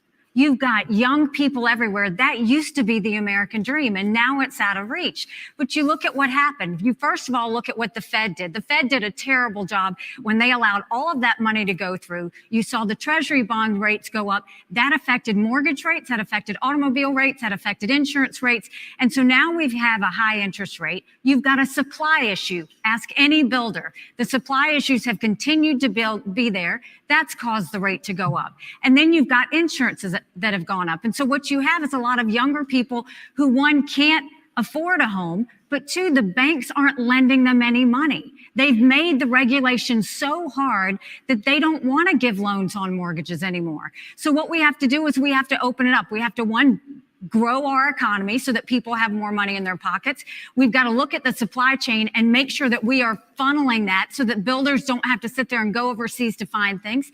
And then we need to make sure that we really stop paying down this debt, make sure that we stop the borrowing, stop the spending. I'll veto any spending bill that doesn't take us back to pre-COVID levels, because our kids are not going to forgive us for all the spending that happened. And as much as everybody wants to talk about how Donald Trump had a good economy, $9 trillion in debt, he did just in 4 years. And we're all paying the price of that, including those mortgage prices. We're going to come back to President Trump, I promise. Governor DeSantis, the latest NewsNation Decision Desk poll found that inflation tops the worries of American voters. 61% say they're very concerned, and the working class is hardest hit. Economists say this was fueled by a glut of federal spending. The Biden administration has added $6 trillion to the national debt so far, but President Trump wasn't exactly a penny pincher. His administration added $7.8 trillion. Do Republicans, including President Trump, share the blame for inflation? And what concrete steps would a President DeSantis take to help Americans make ends meet? The borrowing, printing, and spending of money was both parties in Washington, D.C. That's just a fact. These Republicans in Washington have spent. It's driven your prices higher, and it's driven your interest rates to the point where you can't afford. I met a young fella in Iowa. He had graduated college a couple years ago, and he's like, Governor, I don't have a chance. I'm gainfully employed. He's like, I have no chance to afford a home and start a family. That is taking the American dream away from people. So we're going to get the inflation down. We're going to get the interest rates down. We are going to reduce spending, and I will be willing to veto, and I vetoed a lot as governor of Florida, and we'll do that. We're also going to open up all of our domestic energy for production, lower your gas prices, lower the price of fuel. That's going to help the economy. It also help jobs, and we'll do it. But, you know, another thing that's burdening young people are these student loans. Now, I don't support having a truck driver having to pay a student loan for someone that got a degree in gender studies. That is wrong. We should not have taxpayers do that. What I'm going to do, though, is I'm going to get to the root cause of the problem. These student loans are going to be backed by the universities because they need to have an incentive to produce gainful employment for people. They should not be indulging in ideological studies. They should be focusing on things that work. And we're going to take some of this money and we're going to move it to actual vocational training. In Florida, we doubled apprenticeships. We have more truck drivers. These are in-demand skills. Don't let anybody tell you that the only way you can be successful is through a 4-year brick and ivy degree. That's one way you can be. It's not the only way. And we're going to fix that problem in the United States of America. Mr. Ramaswamy, you praised cryptocurrency like Bitcoin as an opt-out from our, quote, broken financial architecture, and you oppose efforts to regulate it. The head of the largest international crypto exchange just pleaded guilty to allowing his platform to launder money for terrorists, including Hamas. You say your cryptocurrency plan will, quote, ensure economic freedom for Americans, end quote. Won't it also ensure economic freedom for fraudsters, criminals, and terrorists? Look, fraudsters, criminals, and terrorists have been defrauding people for a long time. Our regulations need to catch up with the current moment. The fact that SBF was able to do what he did at FTX shows that whatever they have as the current framework isn't working. And I think it is nothing short of embarrassing that Gary Gensler, the current leader of the SEC, in front of Congress, could not even say whether Ethereum counted as a regulated security or not. And so I think that this is just another example of the administrative state gone too far. Here's the dirty little secret in American politics today. The people who we elect to run the government are not the ones who are even actually that are writing regulations that Congress never gave them the authority to write. And the good news is a U.S. president can absolutely fix that. That takes a U.S. president with a spine. So what I've said is in my administration, by the end of year one, we will have a 75% reduction in the number of federal bureaucrats. We will shut down government agencies that should not exist. We will rescind any regulation that fails the test of West Virginia versus EPA, which is the most important Supreme Court case of our lifetime, that said if Congress didn't delegate that to an administrative agency, then it's unconstitutional. These are seismic changes. These are big changes that the next president can deliver without asking Congress for permission or for forgiveness. And I want people to understand that distinction, because people have been sold myths by politicians for a long time saying, I'm going to work with Congress to do this or that. Much of what you've heard on the stage from the other politicians fit that description. They need Congress.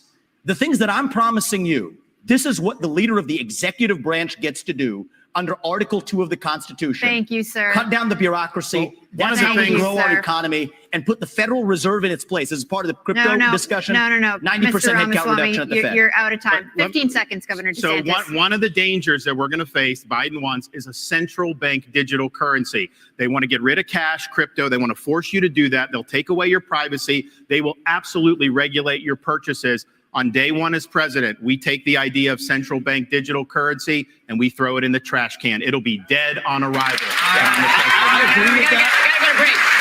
Gotta get a break. I have a whole second hour to get to. It's exciting. And when we come back, we got a big subject. Huge, you might even say. Donald Trump. Stay tuned. It's huge. It's huge. It's huge. Well, ladies and gentlemen, you never know what's going to happen with one of these live streams. We are joined by a good buddy of ours, Cam from Flagrant Triggers. Good evening, sir. How are you tonight? Vivek is on fire, dude, and I'm liking the Ron and Vivek team up to get Haley out of contention. It is a thing of beauty. While I don't like Ron DeSantis at all, because I think he's going to be too easily bought if he gets in the position. Haley's got to go. Yeah, I was going to say there's sort of an unofficial pairing between those two where Haley is concerned, and maybe it's to, I mean, I don't think it's not like one guy picked up the phone and called the other and said, hey, man, how do you want to handle her? Well, let's do this in the next debate. But it's to their mutual advantage to see her drop in the polls. So, yeah, I can definitely see what you're saying there. Any other observations? And also, thank you for coming on to this. So we're glad to have you, man. No, thanks for the invite. Like the only other thing that, like, Haley's losing it because she's getting absolutely called out on her bullshit, and she's resorted to high school comebacks like, oh, well, you're just jealous that all the Wall Street guys are with me now. Like, that's not a flex. You're not helping yourself at all. Yeah, that's not the W you think it is in your mind. People are tired of people getting propped up and monetized by Wall Street and big banks. They want someone who wants to cut their shit and stop all this Wall Street crap that's going on that's absolutely decimating the country. Yeah, absolutely. Absolutely. Ruben, what do you think from segment 2? Well, this round did go. They did better. Haley did better. DeSantis did better. Vivek did much better, and then Christie was locked out again. Essentially, from my perspective, he didn't really have much to go. But the points regarding Haley didn't answer the question that she was asked. Ron DeSantis did, because basically was important that he actually answered the question. And Vivek on his question, because again, it was interesting that they pointed to the crypto aspect, and that I know crypto, as I'm a crypto expert as well. Everything in crypto is based on a ledger system, so that any fraud is caught. That's the whole point in the system. It's verified. So anything that happened with Binance, again, he stood up, he took the blame, and he did it. And it's based in China. Binance is based in China, so that's the whole idea. So that's, again, we're dealing with geopolitical issues that are much bigger right now, and the reaction should not be a central digital dollar at all. It should, and then that's how we ended at this side. So it's really good. So they're on track, and Chrissy's still hanging by a thread here. Yeah, I can't disagree with that. I mean, some of the things I thought overall tone from all four of them was a lot more subdued. Maybe they realized, hey, I shouldn't be quite so over the top. I do agree with Cam. There's an obviously unofficial alliance right now between Ramaswamy and DeSantis where Haley is concerned, and I think that reflects both of their knowledge that if they're going to get back in this thing, they have got to get her out of the way because she's coming up too fast in the polls and she's picking up too much support from too many Wall Street types. And I also agree with her bragging about the fact that she's getting support from the likes of Larry Fink and other, big names off Wall Street and around the world is not exactly something that you necessarily want to brag about in a Republican primary. That's, especially in a state like Alabama, that's probably not going to endear you to too many people, but that's just me. So, beyond that, go ahead. Well, he brought Ron and then brought up a good point at the end there about the CBDCs, because that is something that, even though, especially in Alabama, your voter base there is going to be more worried about how to get food on the table because they're more blue collar, doing the manual labor jobs. And half of them probably don't have any idea about the high tech stuff that's going on with the monetary system. But he's 100% accurate in, once CBDCs come out and they are become legal tender, the government absolutely will start regulating what you can and cannot buy. Because even now, with people who are on EBT, there are some states where you cannot buy certain things. Now, I don't have a problem with that, because as of right now, it's just for stuff like you can't buy energy drinks, sodas, stuff like that, which personally I don't have a problem with, because I think people need to be drinking more water anyway and focusing on healthy stuff. But it still goes against the core values of it's your freedom. Mm-hmm. Oh, absolutely. Absolutely. Yeah, CBDCs absolutely spell you will never buy anything you want to buy again. You'll buy what you're told you can buy. Yeah. And for everybody who's here, if you're just dropping in, and for everybody who's watching, we've got currently over 100 folks on YouTube. Looks like we got about a healthy number over on Rumble, about anywhere from 15 to 20, and I'm not even sure what we're doing on Twitter. But my name is Brian Trippett. I'm the Front Porch Conservative. We're joined tonight by Cam from Flagrant Triggers and Ruben Christopher Haynes. They're going back in, and we'll be back here in a little while when they stop talking. So here we go. Criticizing each other on this stage, as Governor Christie pointed out, and less so for most of you on the front runner in this race, Donald Trump. We invited him to come tonight, as you know, but he declined to come. But we'd like to ask you a couple questions about him now. Ambassador Haley, former President Trump recently promised, if he's reelected, to bring back and expand his program restricting immigration from Muslim countries. Here he is in Iowa on October 16th. No longer will we allow dangerous lunatics, haters, bigots, and maniacs to get residency in our country. We're not going to let them stay here. If you empathize with radical Islamic terrorists and extremists, you're disqualified. You're just disqualified. Ambassador Haley, do you support President Trump's plan for ideological screening?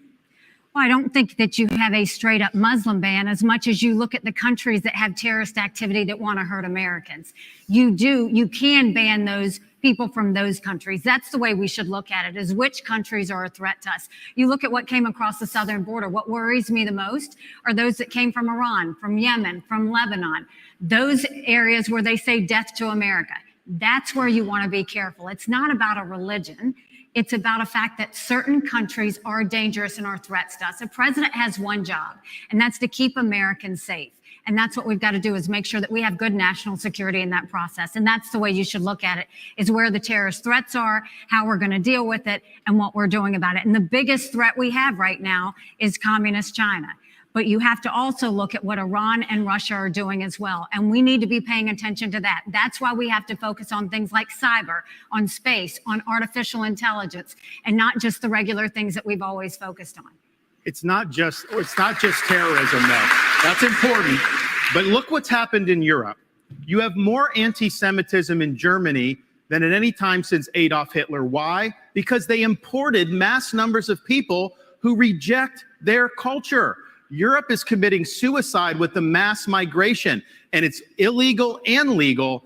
Nikki Haley said the other day there should be no limits on legal immigration, and that corporate CEOs should set the policy on that. There needs to be limits on immigration, and we should not be importing people from cultures that are hostile. So, for example, I said with the Gaza, you had some of the squad wanted to import 300,000 people from the Gaza Strip. I said, no, we're not taking anyone from Gaza because of the anti-Semitism and because they reject American culture. So we've got to get smart about this. We cannot let the United States be like Europe. So there's an overhanging fruit here, if I may just hit this point, because it relates to what they just said. There are things that the government can do right now that nobody's talking about amongst the professional politicians in this race. What about all of the illegals who are already here?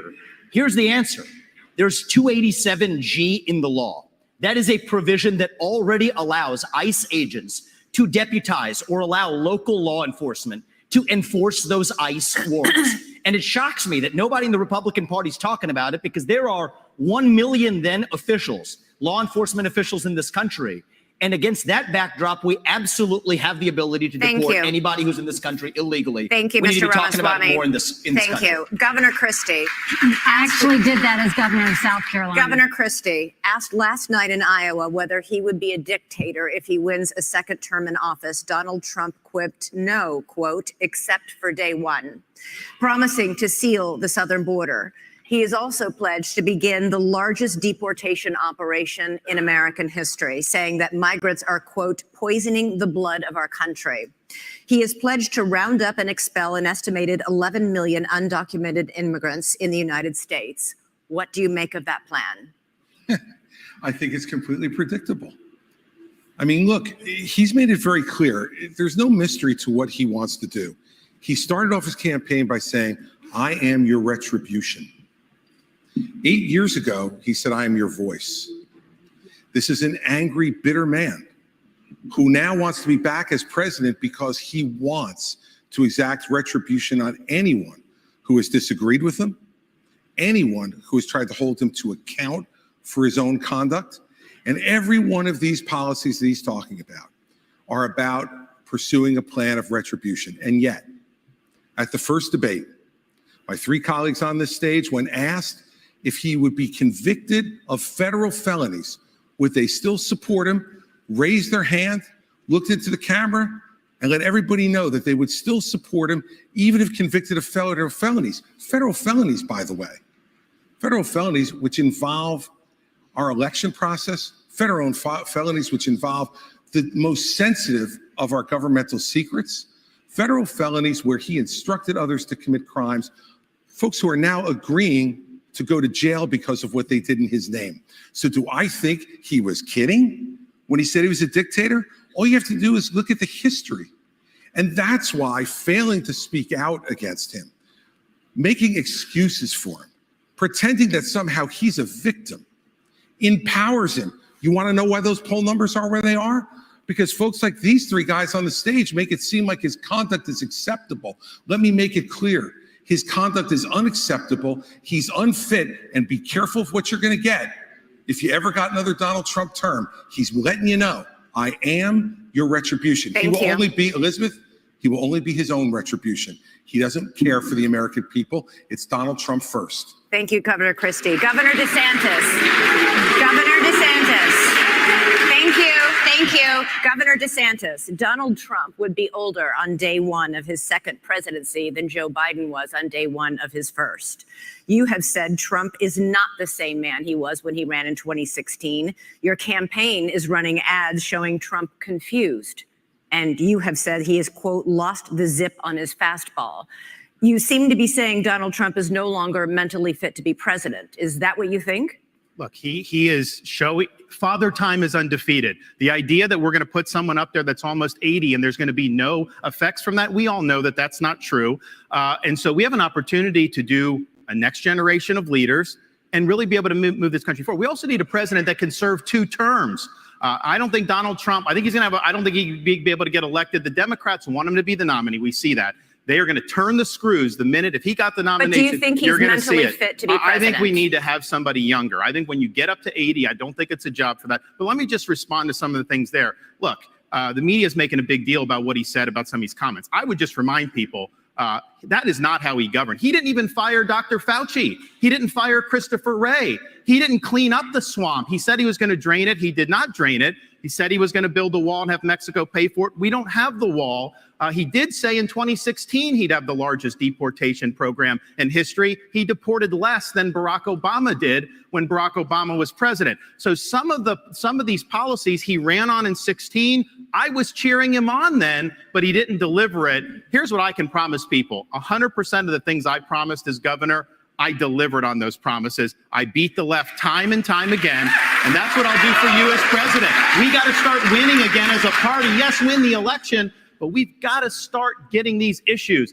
I will go in and wreak havoc on this bureaucracy. You will see people fired, and we are going to bring a reckoning for how this government handled COVID-19. Here's what irritates Now, Chris, you had your chance to wax eloquent on Donald Trump. You've been doing it all this whole race. Why doesn't he just answer the question? The question was very direct.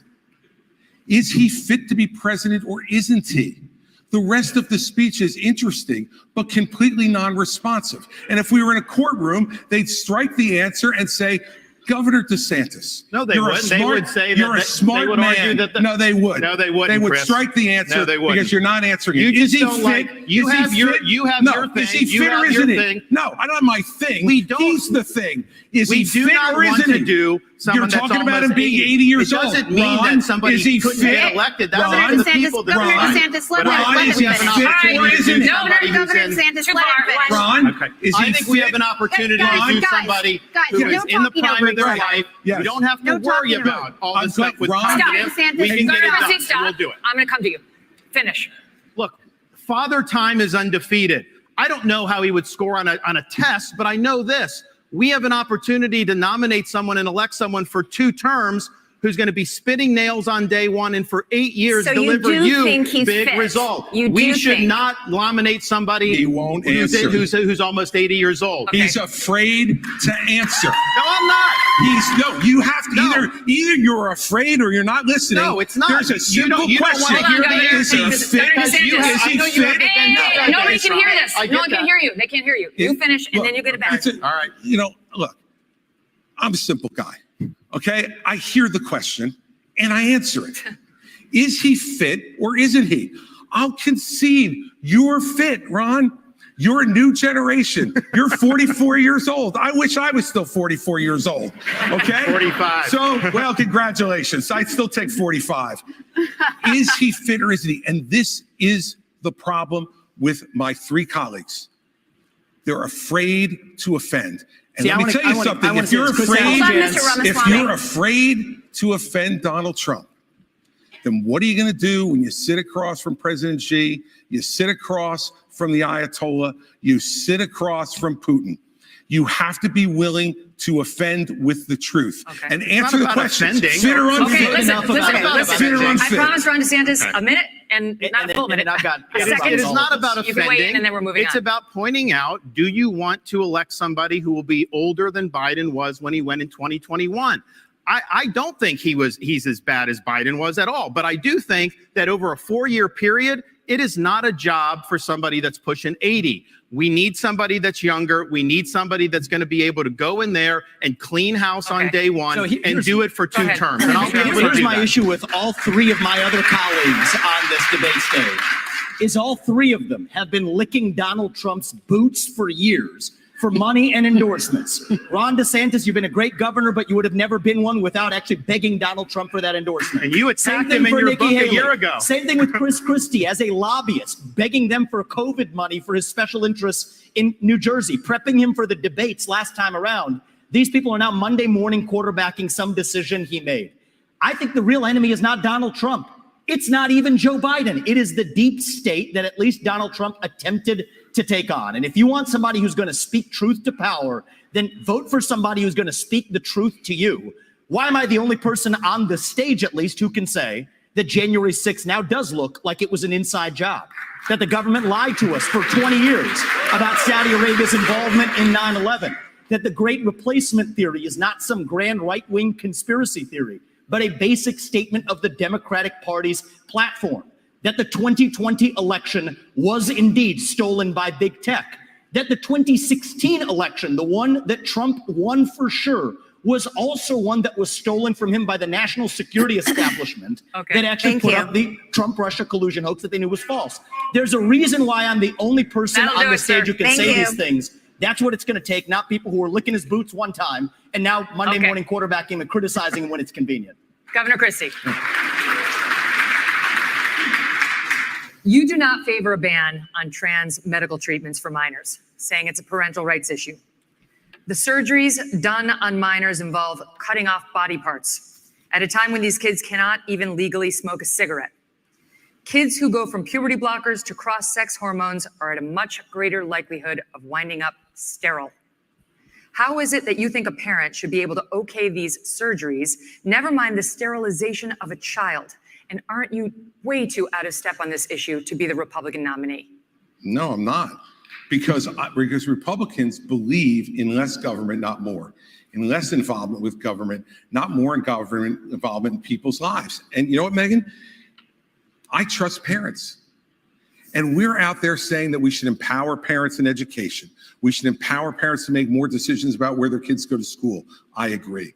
We should empower parents to be teaching the values that they believe in their homes without the government telling them what those values should be.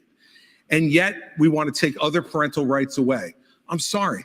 As a father of 4, I believe there is no one who loves my children more than me. There's no one who loves my children more than my wife. There's no one who cares more about their success and health in life than we do. Not some government bureaucrat, you look at these jokers down in Congress. It takes them 3 weeks to pick a speaker, and up until 2 days ago, they couldn't promote somebody in the military of the United States Senate who earned their new rank. And we're going to put my children's health and my decisions in their hands for them to make those decisions, for Joe Biden to make those decisions, for me and for my wife. Let me just say this. This is not something I favor. I think it's a very, very dangerous thing to do. But that's my opinion as a parent, Megyn. And I get to make the decisions about my children, not anybody else. And every parent out there who's watching tonight, you start to turn over just a little bit of this authority, the authority they're going to take from you next, you're not going to like. I'll stand up for parents each and every time. So there are laws banning smoking or drinking by a certain age. Let me tell you something. I have a follow-up question for him, and you guys are going to get to weigh in. Okay? Here's my follow-up question. You talk about parental rights. Let's talk about them. When you were governor in 2017, you signed a law that required new guidelines for schools dealing with transgender students. Those guidelines required schools to accept a child's preferred gender identity, even if the minor's parents objected. Not true. And it said that there is no duty for schools to notify parents if their son or daughter changes their gender identity, allowing this serious issue to remain a secret between the school and a child. How is any of that pro-parental rights? By the way, that's simply not true. You're doing what you accuse me of, Chris. It is absolutely true. That's simply not true.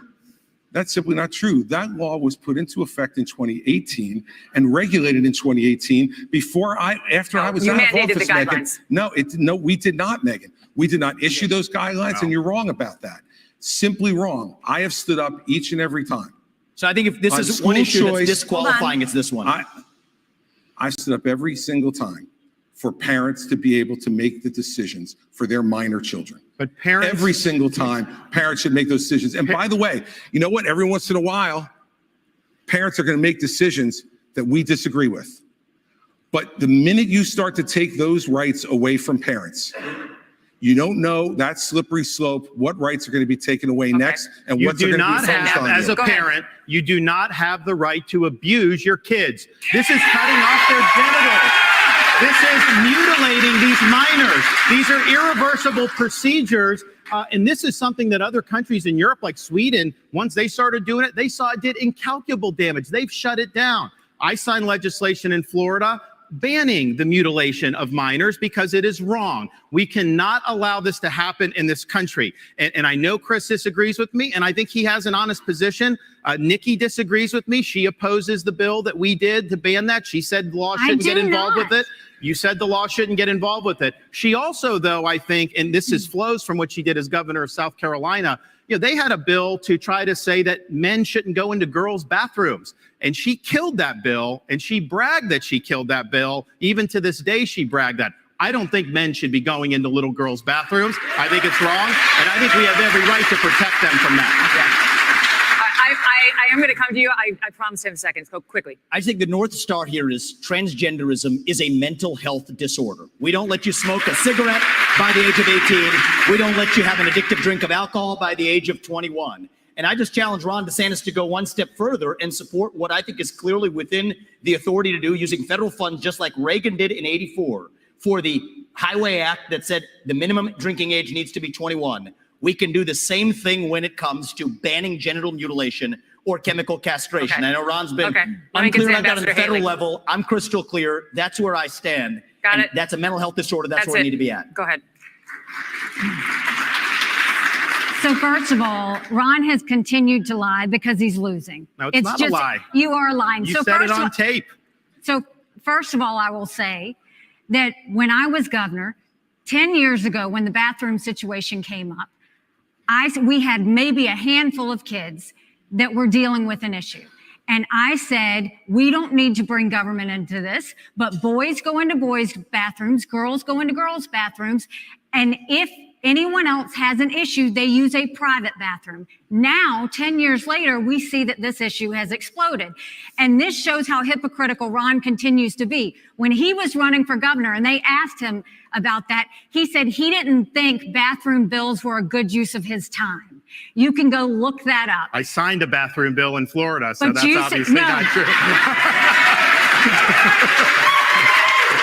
So the idea that you would say that I was signed against it, you that. didn't. You killed it, I signed it. I We stood up for didn't- little girls, you didn't do it. And there was this going on. I was actually just in South Carolina. Some of the legislators told me at the time there were boys going into the girls. That's the There whole were reason not. why they No, did no, it. no, no, no. And so they say when she does that explanation that doesn't hold water. And this is the upstate of South Carolina. Ron. I signed the bill. I Do protected you the know girls. South Carolinians? She did not do you it. know I South know that. Carolinians? Because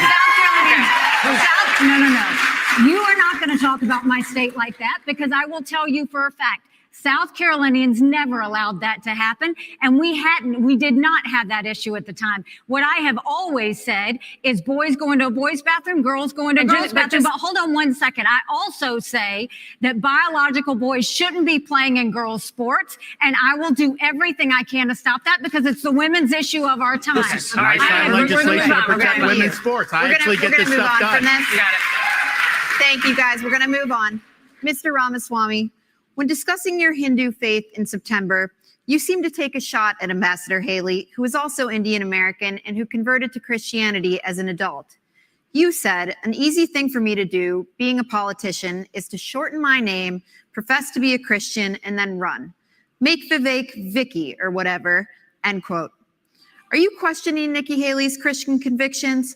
And why has your campaign made a point of referring to Ambassador Haley by her given first name, Nimarata, even though she has gone by Nikki for her whole life? Well, my whole deal is if Nikki Haley, of all people, should know how to pronounce my name correctly, the rest of the news media can learn it. My deal is I'll call her Nikki when she can say my own name right. That's our little fun side bet there. Here's what I will say is deeper. I don't question her faith, but I question her authenticity. And I think that's deeper here. We were just talking about the trans issue. This is a symptom of a deeper cancer in American life: identity politics. This new religion that says your race, your gender, and your sexuality are your identity. It is anti-American. It is meritocratic. It's anti-meritocratic, and it is dividing this country to a breaking point. And I've spoken about this to the left. My books are all about this. I've preached this to the left, but it's even worse when Republicans try to play the same game. We're talking about that trans issue. And Nikki Haley's campaign launch video sounded like a woke Dylan Mulvaney Bud Light ad talking about how she would kick in heels. At the first debate, she said that only a woman can get this job done. That's what she said. After the third debate, when I criticized Ronna McDaniel after 5 failed years of leadership of this party and criticized Nikki for her corrupt foreign dealings as a military contractor, she said that I have a woman problem. Nikki, I don't have a woman problem. You have a corruption problem. And I think that that's what people need to know. Nikki is corrupt. This is a woman who will send your kids to die so she can buy a bigger house. This is the problem. Using identity politics more effectively than Kamala Harris is a form of intellectual fraud. And it actually needs to, and there's our donor puppet masters wielding their puppet right up here tonight. This is how this game is played. The puppet masters put up their puppet, and I reject the use of identity politics in this party. It has been a cancer coming from the left, and I'm sick and tired of the double standards. The people of this country are too. Having 2 X chromosomes does not immunize you from criticism. Thank you, sir. Thank you. Governor Haley, would you like to respond? No, it's not worth my time to respond to him. You have been using identity politics at every step. She knows it's true, and that's why she's actually fighting from it. Sir, we're not going to give you a response to the question that was to you. Okay, we got to move on to this. Now, by arrangement with the Republican National Committee, we've got 2 questions for you about the Justice Department and our election system. Here's Tom Fitton with Judicial Watch. Governor Christie, this one's for you. President Trump and many of his supporters claim federal law enforcement agencies have abused his civil rights for the last 8 years by, among other things, spying on him and now prosecuting him while having treated Hillary Clinton and Joe Biden with kid gloves. A recent Gallup poll shows that Americans think more highly of the U.S. Postal Service than they do the FBI or Justice Department. What would you do as president to restore the faith of the American people in these agencies? Well, first off, I'm the only person on this stage who's actually done a job in the Department of Justice. I was the U.S. Attorney in New Jersey, in the 5th largest office in this country, appointed by President Bush on September 10th, 2001. And it was an extraordinary time in this country to be on the front lines of fighting the greatest attack against our country since Pearl Harbor. And I'm proud of the 7 years I spent in the Justice Department. And one of the reasons I am is because I had an attorney general when I came in named John Ashcroft. And John Ashcroft stood up and told each and every one of us our job was to do one thing: to make sure justice was done every day, regardless of partisanship, regardless of gender or race or any other consideration. And that's what we did for 7 years. And at a time when our country was at its greatest moment of danger in the last 40 years, we did exactly that. And there was not another domestic terrorist attack on this soil. So what I would do as president, having had that experience, and the only one who's had that experience, is to pick an attorney general who will absolutely do the same thing that John Ashcroft did. To pick U.S. attorneys who will only care about making sure that justice is done without regard to any other consideration but the facts that are presented and whether someone is guilty beyond a reasonable doubt and the government can prove it. We have had attorneys general like Eric Holder and Loretta Lynch and Jeff Sessions, and now our current attorney general, who have not met that standard. And the only way you restore people's faith in the justice system is to put someone like that in charge of the Justice Department, and then as president to get the hell out of the way on anything that involves criminal investigations. If a president's involved in trying to do something and put their thumb on the scale, as Donald Trump says he will do, that makes people much less likely to believe our justice system can be fair. Thank you. Thank you. Governor DeSantis, next one's for you. Back to Tom Fitton. Many Republicans are concerned about the legitimacy of elections. A federal judge just ruled that Pennsylvania must count undated mail-in ballots, and unlike Alabama, many states still don't require any identification to vote. What should states do now to increase election integrity and voter confidence for the 2024 election? Well, Tom, thanks for the question. Thanks for what you guys do at Judicial Watch. It's really, really important. There's a lot of corruption in this government. You guys are doing a great job. What you should do for election integrity is do what we did in Florida. 20 years ago, Florida and elections was a joke. Everybody would laugh at it.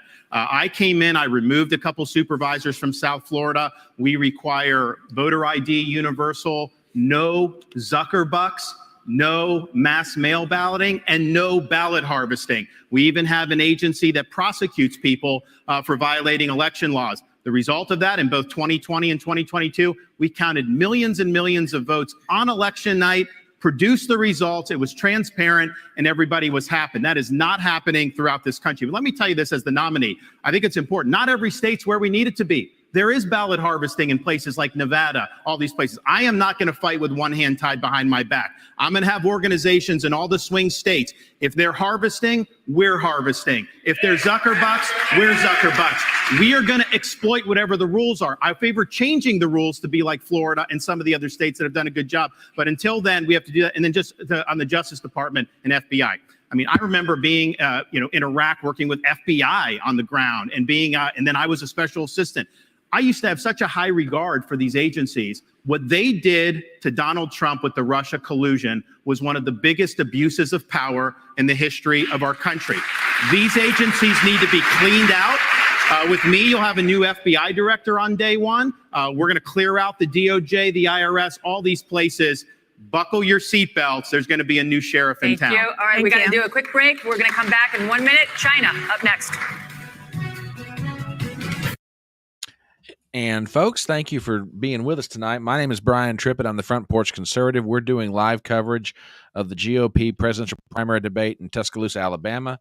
I'm joined by my good buddies, Cam from Flagrant Triggers, Ruben, Christopher Haynes. If you're not subscribers to their channels, please give them a sub. These are very good content creators that are making good stuff for everybody. If you're not subbed to my channel, well, since you're going to sub to theirs, feel free to throw me one. Ruben, I'll throw this to you. Segment number 3. What do you think? Well, you have Christie still being the bully and basically calling out Trump. He's basically the Trump lackey. And then you've got the corporatism of Haley. Ron did better in this debate. Or this segment, I'm sorry, this segment of the debate. He did better. And Vivek is still dropping the nice bombs. But he's true. And again, the thing is that I do agree with him. There's something fishy about elections that in 2016, it's been proven about Obama spying on Trump, calling out 9/11, which is also something that I am now turning. I sad to say that's also something that's very, very dangerous. What's been going on. So for a very long time, things have been going bad, and I'm glad that he called it out.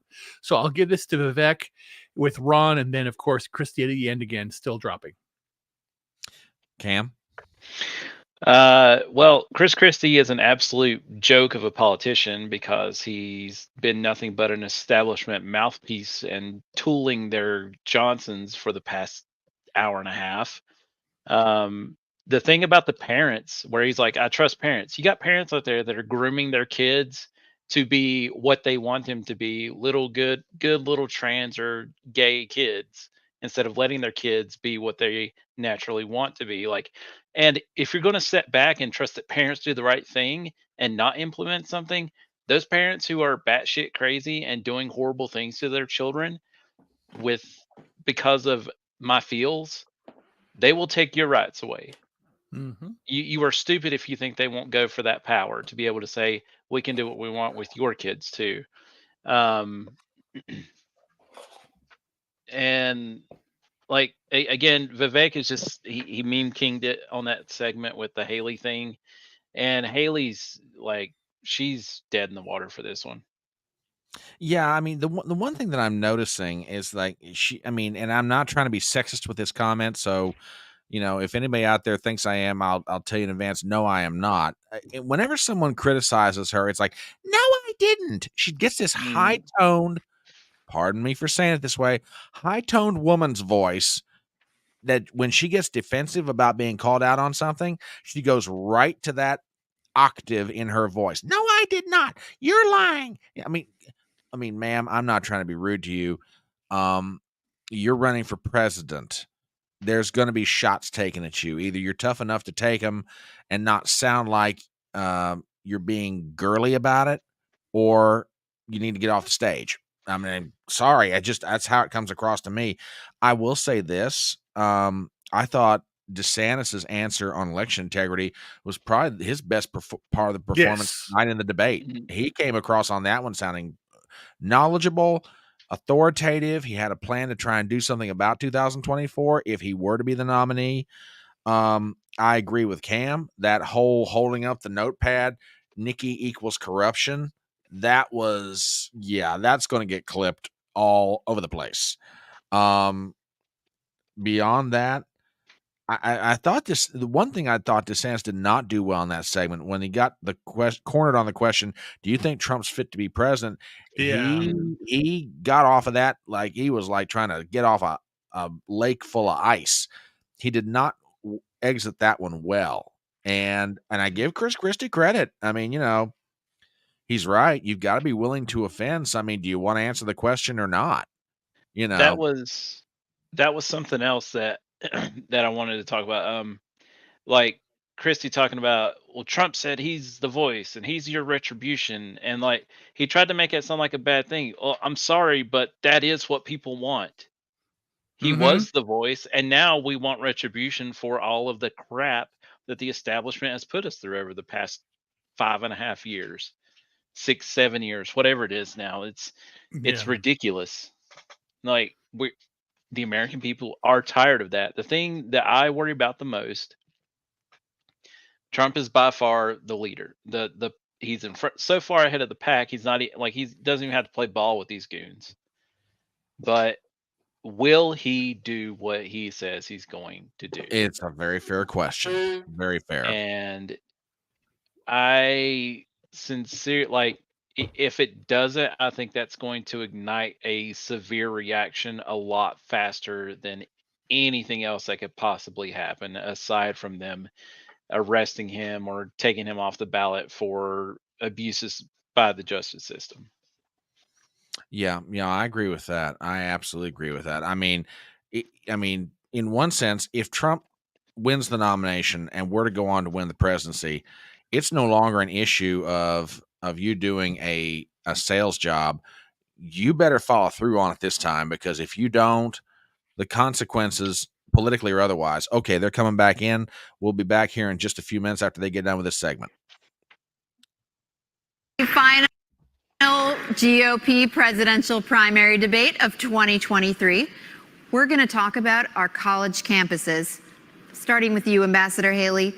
House Republicans yesterday hauled elite university presidents up to Capitol Hill to answer for the displays of anti-Semitism on college campuses. These leaders, including the president of Harvard, were asked whether calling for the genocide of the Jews would violate school policies against harassment and intimidation.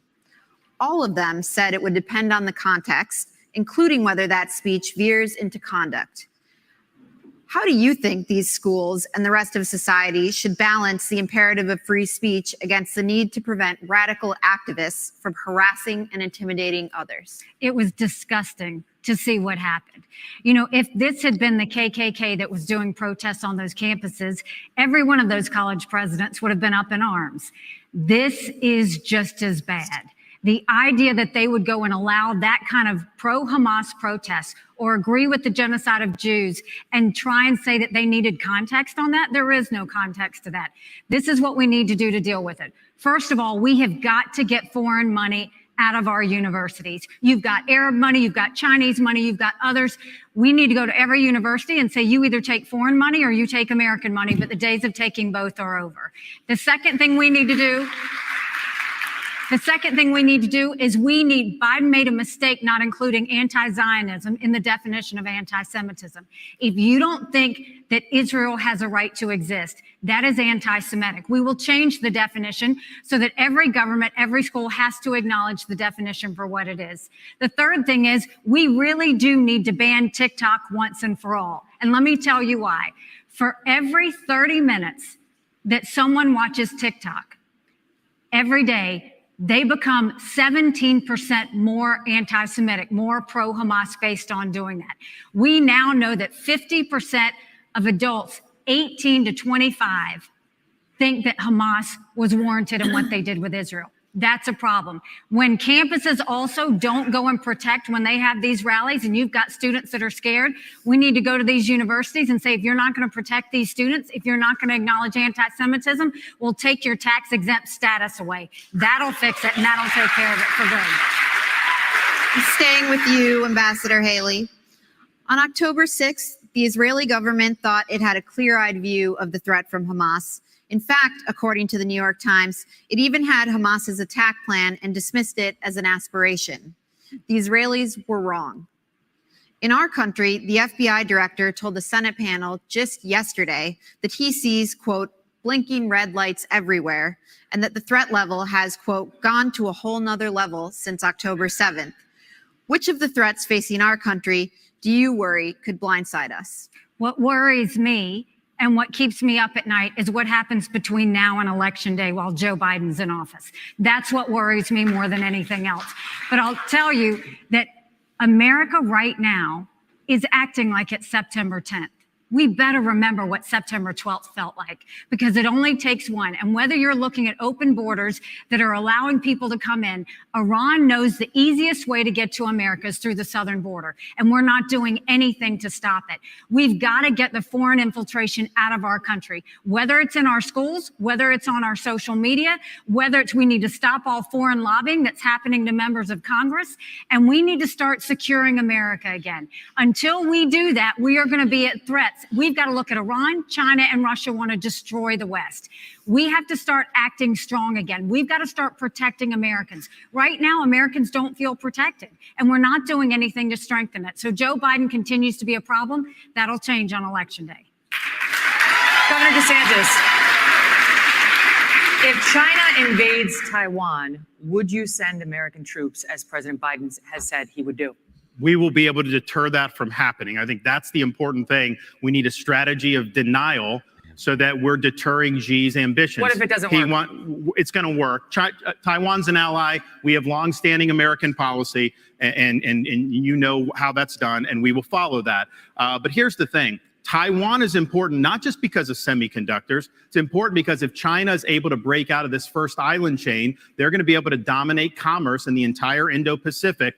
They will use that to export authoritarianism all around the world, including here in the United States. You look at some of these guys, actually some of them that are supporting Nikki on Wall Street, they grovel to China. Anytime something happens, they got to go do that. So they already exert a huge amount of authority over this country. It will get a lot worse. So deterring China's ambitions is the #1 national security task that I will do as president, and we will succeed. The 21st century needs to be an American century. We cannot let it be a Chinese century. Mr. Ramaswamy, I think we need to be I'll be clear on the same issue, if I may. I'm coming to you next on Taiwan. You said, if you want to stop Xi from invading Taiwan, quote, let's open a branch of the NRA in Taiwan and put an AR-15 in the hands of every family and train them how to use it. That will give Xi a taste of American exceptionalism, end quote. The National Police in Taiwan announced a zero-gun policy last year. Is this a serious policy proposal? And if it isn't, why do you keep repeating it? Well, it's part of a broader deterrence strategy. And so I think I'm going to respectfully disagree with Ron here. I think the next U.S. president needs to be crystal clear that at least for the foreseeable future, the U.S. will absolutely defend Taiwan. And it is with that clarity that we actually achieve deterrence. But I have a broader strategy than that. We need to get on side in our relationship with India, take it to the next level. India has to be able to block the Andaman Sea, which is where China gets most of its Middle Eastern oil supplies. That's critical. I also do believe the Second Amendment is a critical way of preventing foreign autocrats from being able to. It's worked in America. Why wouldn't it work in Taiwan? So it is part of a broader strategy. But I do think that we need to be specific about our deterrence strategy, or else Xi Jinping is just encroaching by the day. And the reason why we're not doing it for China, I want to be crystal clear, is because we're scared. Why are we scared? Because we depend on them for our modern way of life. Why do we depend on them for our modern way of life? It's because Nikki Haley's latest friends like Larry Fink have created commingled economies with BlackRock telling Exxon and Chevron they can't drill here, while being a shareholder of PetroChina, not applying those same constraints in China. So it is our economic dependence on China that makes us scared. If that were a Russian spy balloon, we'd have shot it down in an instant. If that were a Russian spy base in Cuba, we'd be actually going hard on them instead of turning the other way as we are with China. So it comes back down to that economic dependence. We cannot depend on them for our pharmaceuticals, our semiconductors, and people have been lied to for a long time. Our own military, the F-35 jets that we make in this country, depend on China, and it's going to take an outsider to fix that broken establishment. Thank you, Mr. Ramaswamy. Ambassador Haley, would you like to respond? I mean, when it comes to China and Taiwan, the one way that we keep China from going into Taiwan is, one, make sure that we win in Ukraine, that we protect our friends, but also let China know that they'll be hell to pay if they go into Taiwan. They need to know that there is going to be a force that's going to go against them. And they need to know it's not just going to be the United States. That is why we need to build our partnerships with India, with South Korea, with Japan, with the Philippines, with Australia. We need to start pulling that alliance together. And the first way we do that is we need to make sure that on day one, we look at the fact, if China pulled the rug out from under us tomorrow, would we be ready? Think about what happened during COVID. Everybody told you to wear a mask. They were made in China. Everybody told you to take a COVID test. They were made in China. Everybody went and, everything that happened, if you go to the drugstore, all those medicines are made in China. We have to make sure that we are not relying on China for anything related to our national security, which means let's start focusing on doing deals with our friends now. Thank you, Ambassador. Governor Christie, I'd like you to weigh in on that. And do you think arming every family in Taiwan with an AR-15 is a plausible policy? I don't think we have constitutional authority over Taiwan to give them a Second Amendment. I think they can only do that for themselves. But look, I want to be really clear. Once again, I want to play the role of actually answering your question, which is if China went after Taiwan, you're absolutely right. I would, as president, have us go militarily and defend them. Secondly, I'm not afraid, based upon those economic relationships, to do that, because these economic relationships mean nothing. Nothing. If what's going to happen is that China is going to come and act in that region of the world however they see fit. It's not right. And I'll say this about what I heard from Nikki earlier. She said that Donald Trump was good on trade. He wasn't. And the proof that he wasn't good on trade with China is that all he did was impose tariffs, which raised the prices for every American. You want to know what has contributed to inflation in this country? Yes, it's more government spending. Yes, it's the fact that we're printing too much money.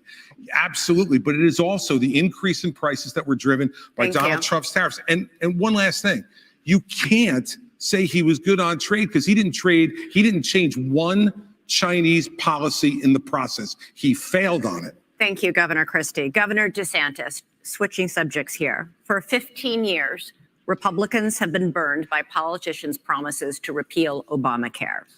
Trump repeatedly promised to replace it with, quote, something terrific, but failed to propose anything. You're now promising something better, but Florida has more uninsured people than almost any other state. Why should Americans trust you more than any other Republicans who've disappointed them on this issue? Well, I think we have millions of Americans who do not have access to affordable health care. And it's not just getting some type of card and Medicaid, because a lot of times they don't even get access to doctors. You actually get access to care. The other thing is we have millions and millions of people who don't have access to good doctors and good hospitals. Florida did not expand Obamacare. I think the states that did that, I think are struggling financially. So that, yes, we declined to do that. And I don't think that that was the right policy to do. But we are going to go after the cost. You're paying too much for everything. We've actually addressed this in Florida in some ways, but you need price transparency. You need to hold the pharmaceuticals accountable. You need to hold big insurance and big government accountable. And we're going to get that done. I think it's very, very important economically. I think it's very, very important for the country that we get that done. Go ahead. Yeah, so I actually wanted to, this is a very personal issue to our family. I wanted to take actually a minute to recognize my wife who's here today. Badass surgeon. She did a bunch of cases with cancer survivors earlier today, flew here to be tonight. We'll be back at 7 a.m. in Columbus, Ohio tomorrow, taking care of those patients in the OR. and on the front lines of people who have actually not swallowed for years. And here's what's something that's awful that's happening in our healthcare system. They'll pay for anything like feeding tubes, doctors to be pill pushers, but for the procedures that can actually make these patients better, we have a broken healthcare system that doesn't pay for it. My wife, Apoorva, in many cases, does not get paid for those procedures. She does them anyway because it's the right thing to do. But that does not work system-wide. So here's the answer. We don't have a healthcare system in this country. We have a sick care system. We need to start having diverse insurance options in a competitive marketplace that cover actual health, preventative medicine, diet, exercise, lifestyle, and otherwise. And here's how we deliver that.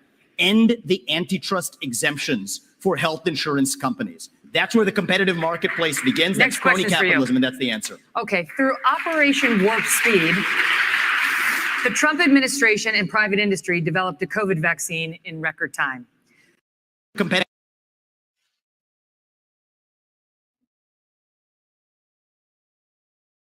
This isn't good.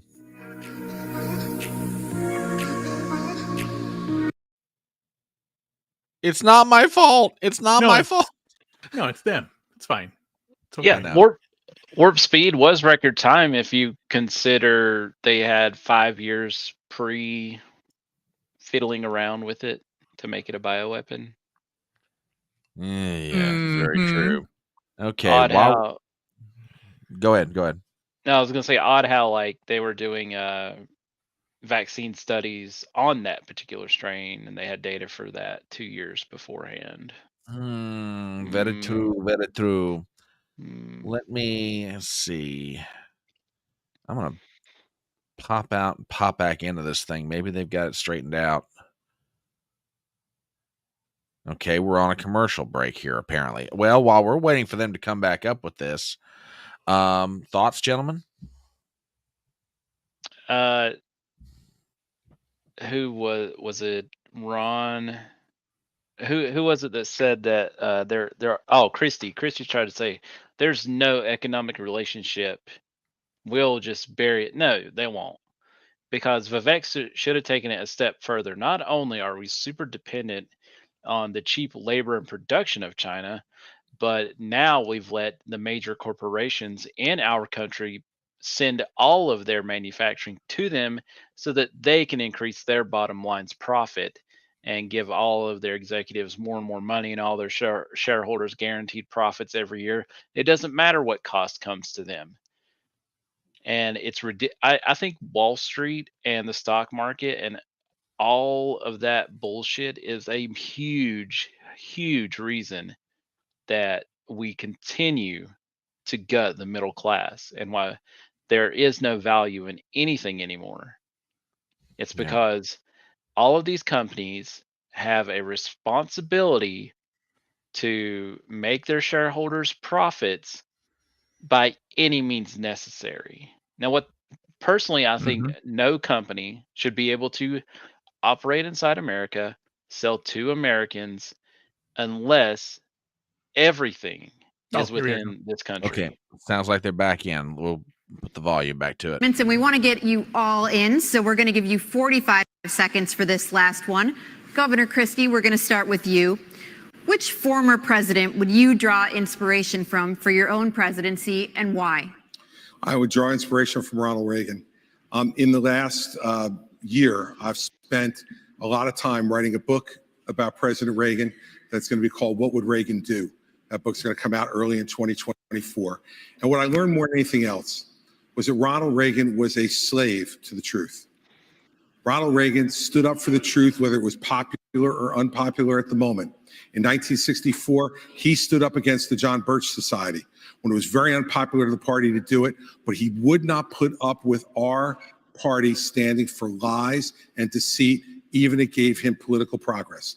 That's the kind of president that I will be, and I would draw that inspiration from the 40th president of the United States, Ronald Reagan. Ambassador Haley?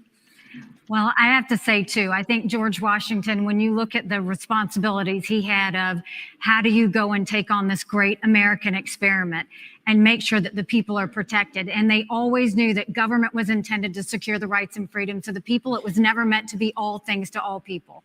And then you look at Abraham Lincoln, and you look at the challenges, and you look at the division that happened in our country, and the ability to lead in spite of the loud noises and say, what will bring out the best in people to get us to go forward is always something that's important. And I think we need that now more than ever.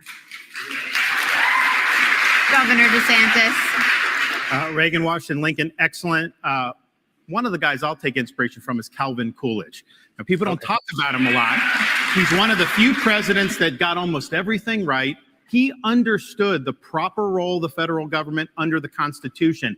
We need to restore the U.S. Constitution as the centerpiece of our national life. And that requires a president who understands the original understanding of the Constitution, who has a good sense of the Bill of Rights, and who knows how we've gone off track with this massive fourth branch of government, this administrative state, which is imposing its will on us and is being weaponized against us. So Silent Cal knew the proper role of the federal government. The country was in great shape when he was president of the United States, and we can learn an awful lot from Calvin Coolidge.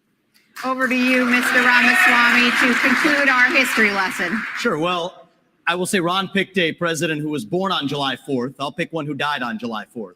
It's Thomas Jefferson. He was 33 years old when he wrote the Declaration of Independence. And you all are sitting on a swivel chair today. He invented the swivel chair while he was at it, while writing that Declaration of Independence. That's that founding spirit that we miss, that we're the pioneers, we're the explorers, the guy who sent them out on the Lewis and Clark expeditions.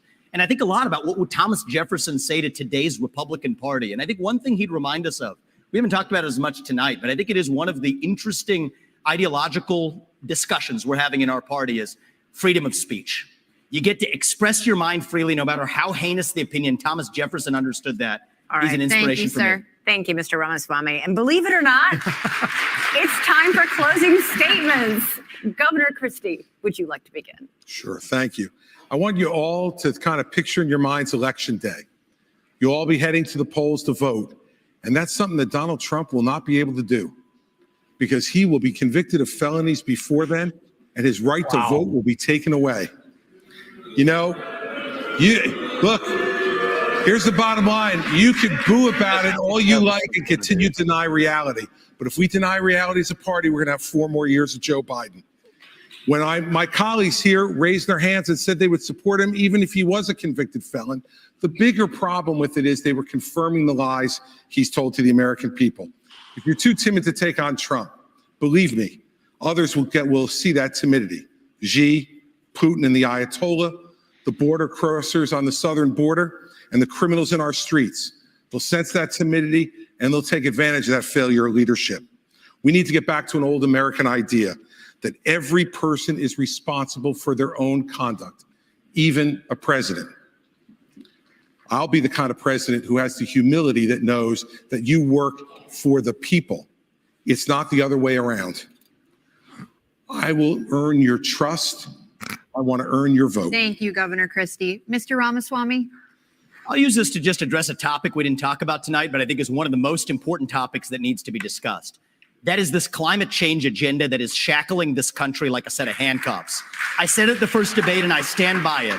The climate change agenda is a hoax because it has nothing to do with the climate. That's what we have to see. 98% reduction in the climate disaster-related deaths in the last century. 8 times as many people are going to die of cold temperatures this year than warm ones. Yet against that backdrop, there's an issue coming up in Iowa. It's core to Iowa farmers. I met Kim Junker, Kathy Stockdale, and other farmers who are about to have a carbon capture pipeline built across their land using eminent domain to do it. That's unconstitutional and it's wrong. And if you thought COVID was bad, what's coming with this climate agenda is far worse. We should not be bending the knee to this new religion. That is what it is. It is a substitute for a modern religion. We are flogging ourselves and losing our modern way of life, bowing to this new god of climate, and that will end on my watch. Thank you, the most Ambassador critical issue Haley. that's coming up. Thank you. Thank you very much. Our country is in chaos. We see it on the southern border. We see it on our streets in our cities. We see it on college campuses. We feel it with our economy, with inflation and with debt. and we feel it around the world with wars in Europe and within the Middle East. We have to stop the chaos, but you can't defeat Democrat chaos with Republican chaos. And that's what Donald Trump gives us. My approach is different. No drama, no vendettas, no whining. I envision an America where we're protected from illegal immigration and Chinese infiltration. I envision an America where we unleash our economy and we reject socialism. But more importantly, I envision an America where we rediscover our national purpose and our pride. Thank you. I crushed Joe Biden in the Thank you. polls. And Thank if you you. give me this chance, we will crush him in November and take our Thank country you, back. Governor. Go to Nikki Thank you, Haley.com. Ambassador Haley. Governor DeSantis.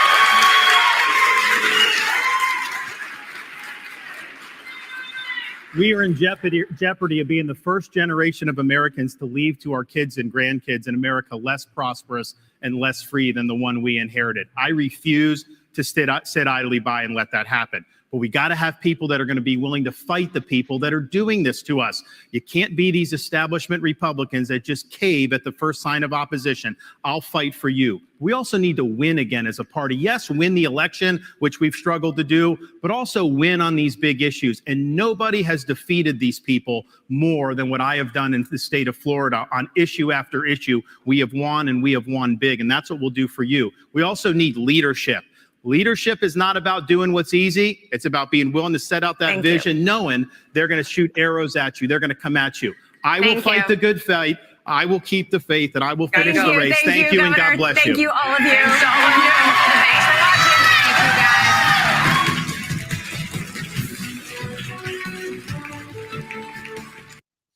And that, ladies and gentlemen, is the conclusion of the debate among the presidential primary candidates who are Republicans in Tuscaloosa, Alabama. We're going to bring it back around to talk to Cam and to Ruben.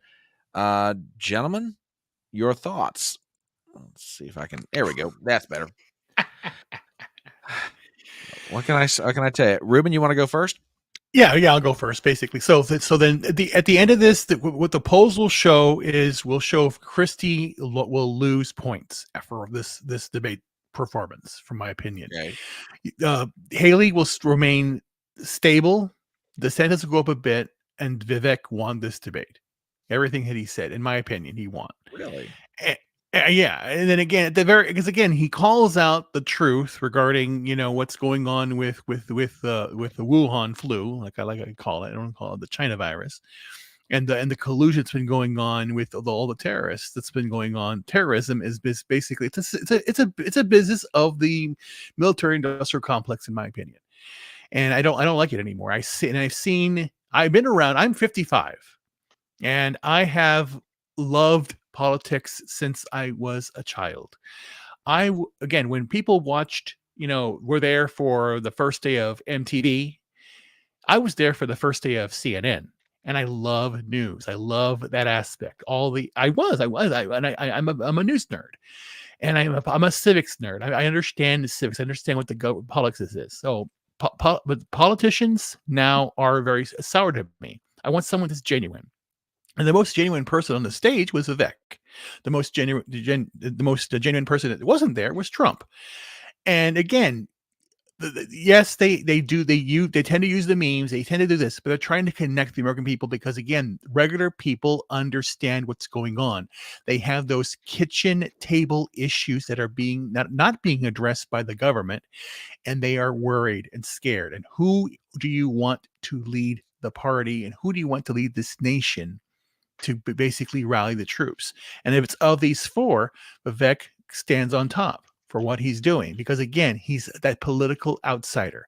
That's what gravitated people to Trump, and that's why they're gravitating people to him. And again, if it were one of these four, or was Vivek, I could hit my vote. Cam? Oh man, I mean, none of them can compete with. To me, Vivek he's like Trump distance away from the second place guys. Trump's in the league all his own. Like there's no way nobody up there is going to come close to touching the water he's pissing in. And as far like I disagree with Haley maintaining. I think she took some really heavy hits tonight because of Vivek and Ron teaming up, and whether it was impromptu or kind of side, hey, we need to get this out. But Ruben made a very good point about something. Our generation was, to me, I saw a lot of apathy for politics. Yeah. But now people are starting to pay attention to my generation, and the number one thing about 90s kids, they don't want bullshitters. Agreed. That's why they despised politics to begin with. It was it was the biggest, who could lie to your face the best. Yeah. And the fact that Vivek is extremely genuine, he doesn't back down from things that they try to call him out on and try to get a gotcha moment on. He doesn't care. And he's humble enough to admit when he's wrong. He still hasn't come around to saying, yeah, the vaccine, the jab was maybe not the best idea at all. I agree with you. I agree completely. But again, he didn't know, in a way, I'm thinking, Well, but then again, that sort of begs the question. There's not knowing in the moment and knowing after the moment's over. And are you any less responsible for knowing in the moment after it's over than you are in the moment when it's happening? I mean, there's ignorance and culpability.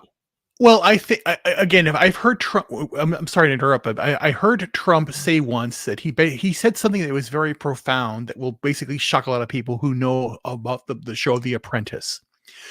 The one thing that Trump hates doing is firing people. He said that, and he actually said this, and that was what his catchphrase was: "You're fired." But that was the whole idea.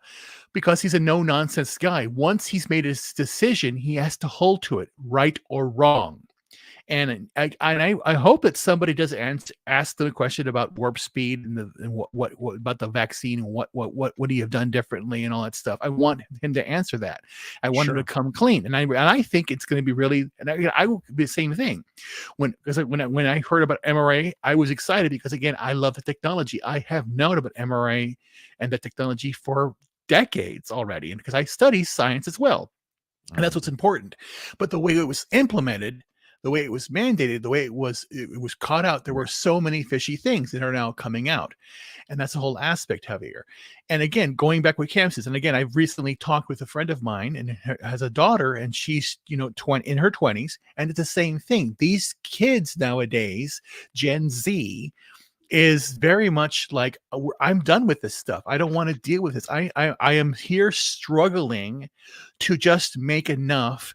I have a good job, but I'm not bringing home any money. And you have people online saying this, and you have the left, like the View people were saying, well, you got to work really hard, but they're working too hard, working two different jobs. We have broken homes. We have people that are really hurting. They're not handling those things. It's platitudes you're getting from Christie, you're getting from Haley, and you're getting from DeSantis to a certain extent. But he is a little bit stronger. But Vivek speaks from the outsider. Basically, again, the American dream, he's the epitome of it. He has an entrepreneur. He has businesses. He has his wife, who's also a heart surgeon. So there you go. And I'm doing the same thing. Yeah, and I'm doing the same thing. We're doing the same thing. Cam, you are putting your life savings into a business, and you want to have that business succeed, and don't have the regulations bothering you. You just got monetized, Brian, and you want to have your channel grow. I am revitalizing my consulting business, and I want to start doing things again because, again, I'm doing it not for profit. I want to be comfortable, but I'm doing it because I believe in the American people. And up there, who believed more? It was Vivek, because again, I want to give you the power. I'm going to stand for you. So no matter what, Vivek has a career in the future.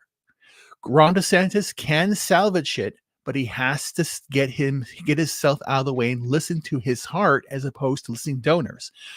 Christie and Haley are bought and sold by the corporations, and that is exactly what the problem is. Because if you ask anybody in the mid 2000s, what do the Republicans stand for? Big business, big tech, big everything.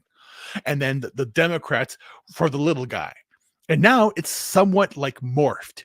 Corporations are putting money into both parties, of course, the unit party.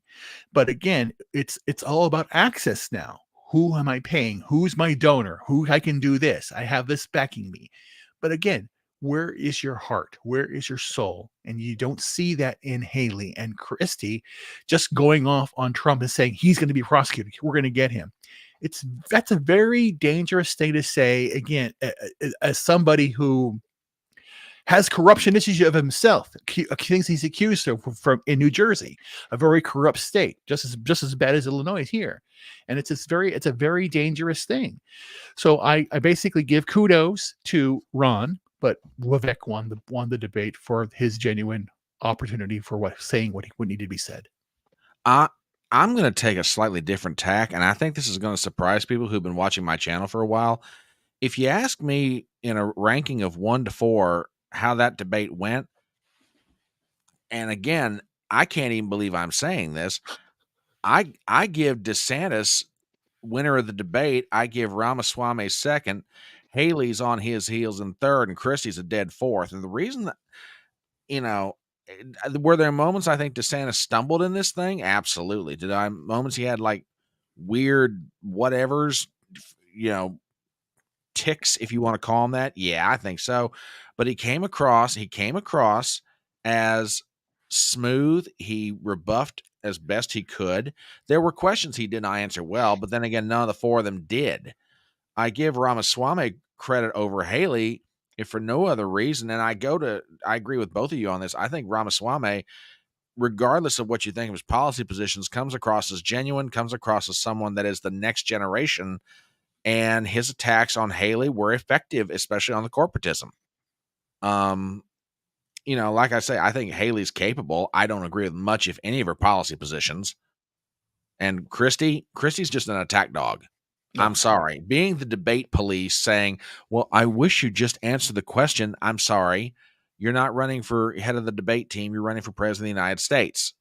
So, either, man up or leave. Right. Sorry. Just that's how I feel. I thought the debate overall started losing steam the further it got, personally.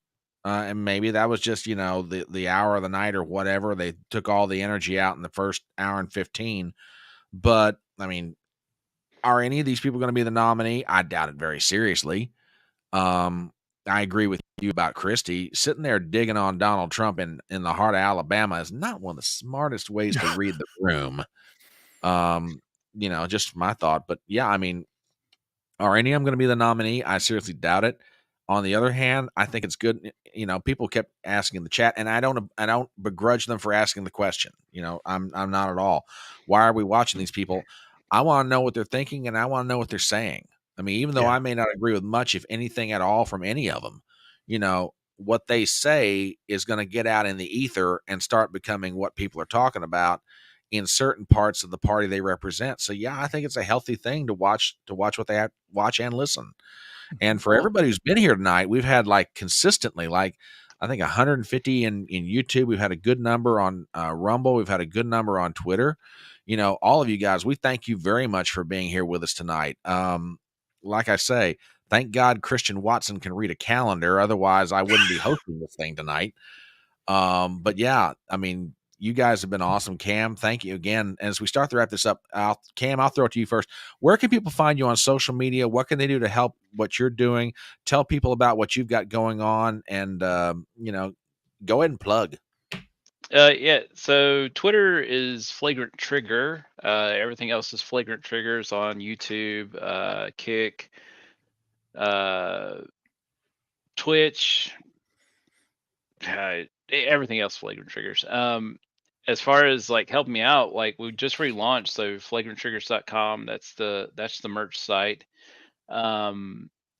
It's starting to pick back up. I'm actually I'm picking up quite a bit of stuff locally, or generating interest at least. I'm getting some stuff. I'm actually getting ready to run an order for Google.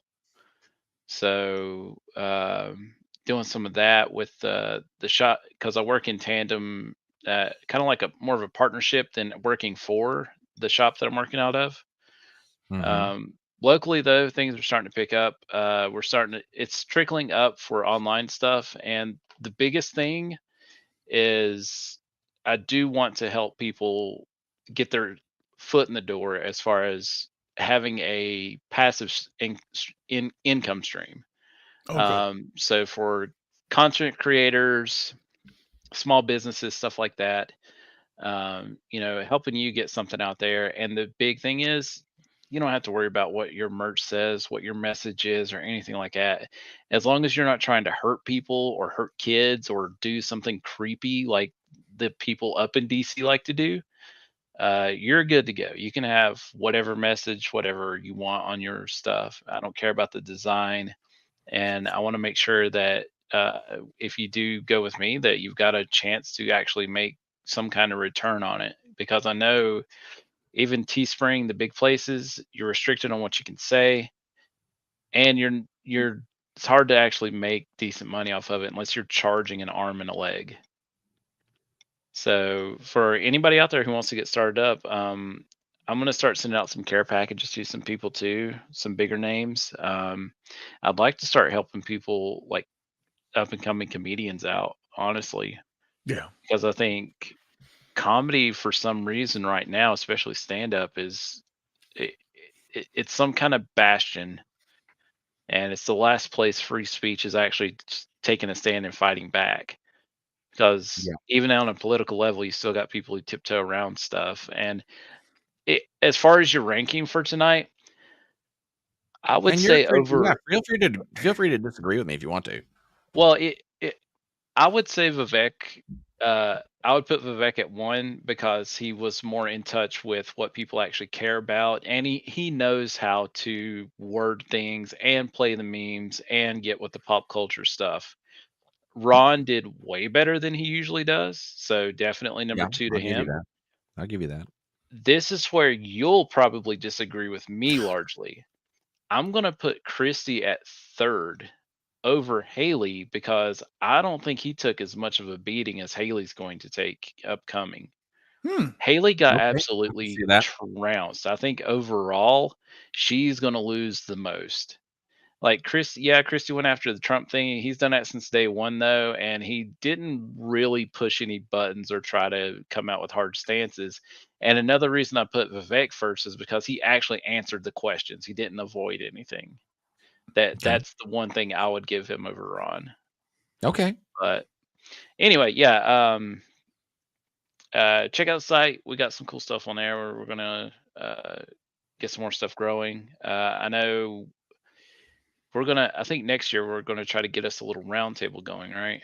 Yeah. Oh yeah. Yeah. I'd like this is only the beginning. This is the only beginning because that's the thing. That I'm trying to do as well, and I've talked with Brian and Cam about this. The idea that I want to start a consulting agency. I've reached out to Drunk 3PO, Gary from Nerderotic, Geeks and Gamers team, who a bunch of other high level content creators. But the idea here is we are a loose affiliation. We call ourselves the Fellowship. And this is how I met these gentlemen. We had a nice time in Orlando last year. We had dinner, we talked. And again, Brian's channel didn't exist in October. And now it's here. We're here a little over a year later. And he has monetized. He has a following. And he has a great show, and that's what we have to do. We have to promote each other. And I watched Cam and what he went through, losing a lot of the clients because again the manufacturer he's working with wasn't working with him, and that's the whole idea. We have to have our own alternate economy that that Ripa talks about, that everyone talking about, because we can't trust these people. Because again, I put my trust in a product that Cam will produce, and then they are doing it. They are putting their money where their mouth is. That's very important. So with me and my channel, what I'm doing here, like I said, I want to do consulting. I want to help. As I envision helping children learn how not just to use computers and play games, but how to build them, how to fix them. Because that's the other aspect that Vivek talked about, the whole idea of don't go to 4-year college, get a trade, learn a skill. And that's what I'm doing. I'm actually a data scientist. I'm a data guy. I've worked for corporations for 30 years. And I don't want to work for a corporation anymore. I don't trust them and what they're doing. Because again, yes, they'll pay me for my services, but what are they doing to the world and humanity? I'm done with that. I want to do something that's honest and clean because I'm on my health journey. I was stricken with a very serious illness, and it hurts every day, but I'm still here confiding. I've lost 250 pounds this year, and I'm still going to go down because I believe in a brighter future. And I know that I'm going to have a great Christmas, a great life, and 2024 will be bright for all of us here. And that's why we're here now on this debate stage, listening to these guys talk. And it's exciting because this is what I love, the idea that Americans can come together of different political factions, because I'm a conservative, not a Republican. And I just believe in just leave me the hell alone. And then these people won't be president, but they will give us a pulse on what one side is talking about. And that we can debate about it, we can argue about it, and be passionate about what we believe in. But in the end, we shake hands, and we are friends. Because again, outside is all about division, but in here it's about inclusion, bringing people together and standing up for America. Thank you very much. Thank you. Where can you go ahead? Well, I was going to say, can you highlight John's comment right there? Oh, yeah. That last comment. Hang on one second. Go ahead, do your plugs, Ruben. Yeah, Ruben, where can people find you on social media? You can find me on Rumble, on YouTube, on X at Ruben Haynes. I'm on X there. I'm basically, like I said, I have a weight loss channel, and I'm also launching a channel in 2024 once I reach 250 pounds called Alt-Right Fitness. I'm going to basically be the meme and just, have the American flag and be working out because I intend to be 199 down to 170 and kick some ass and then start doing things and enjoying the world, enjoying my life because I deserve a happy life and I'm going to get it. I believe it now and things are going to be turning around for me. And don't forget the bubble gum. Your job is to chew bubble gum and kick ass. And that's basically it. Bubble gum, okay, that is exactly what I'm going to do. I want to get the aviators and get the flannel shirt and just had the. I'm going to get Piper on everybody, baby. Exactly. That's all I'm going to do that. That's what I'm going to do. No, go ahead, Cam. I got to say before we go, for people that are watching, I absolutely told Brian when he started this that he was, and I told people that I work with, this guy his channel's going to blow up. He's got what it takes. He knows what he's doing, and he is kicking ass. Bubblegum be damned. He doesn't need it. Fedora Ruben, Nation, everybody. Fedora Nation will rise. Oh, and again, that's what we need. We need to get some for merch for your store, Fedora merch. Oh, yeah. Got to get out there. Yeah. Ruben, you have worked your ass off. You're doing incredible things, improving your health, and I am very, very proud of what you've done. And I am so happy that you are turning things around because I know what it's like to have these health issues. I know where you were at. I know you're in a bad place, and I'm very happy to see you doing better. Absolutely. So now I have to catch up with you guys. So. That's going to be my plan for the next year. But yeah, like you said, the big thing is building a place for all of us and getting other people from all swaths to say, hey, expand it out. That's expanding out. That's the one thing I've been talking to a very dear friend of mine, and I am just excited about life now, and basically what we all can do, working together, not having to head a 9 to 5 or not if that's bad, but just going out there and just working for somebody else, work for ourselves,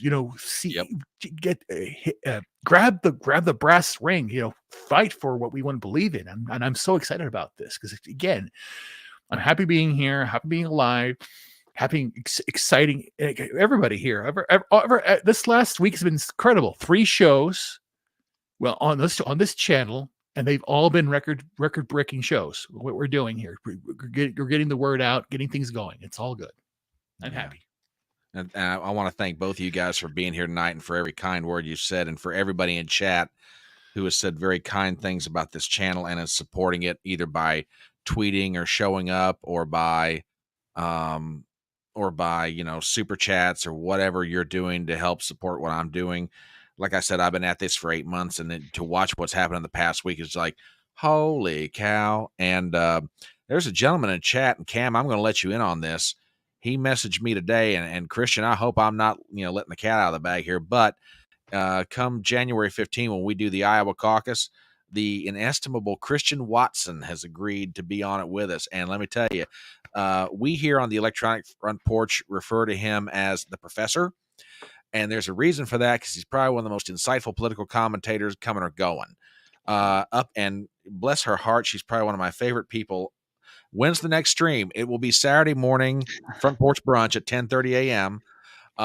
In the meanwhile, I'm going to try and crank out 1, maybe 2 more videos this week, but definitely for my channel, we will be back for Front Porch Brunch this Saturday morning, 10:30 a.m. And I got to get to work between then and now, because I got to start putting the show together. So, thank you everybody who's been here tonight. Everybody's going to be watching this after we go shut it down. You guys have been awesome. Thank you very much, Cam. Thank you, Ruben. Ladies and gentlemen, thanks for stopping by for our coverage of the Republican debate in Tuscaloosa. Have a good night, and we'll see you guys later.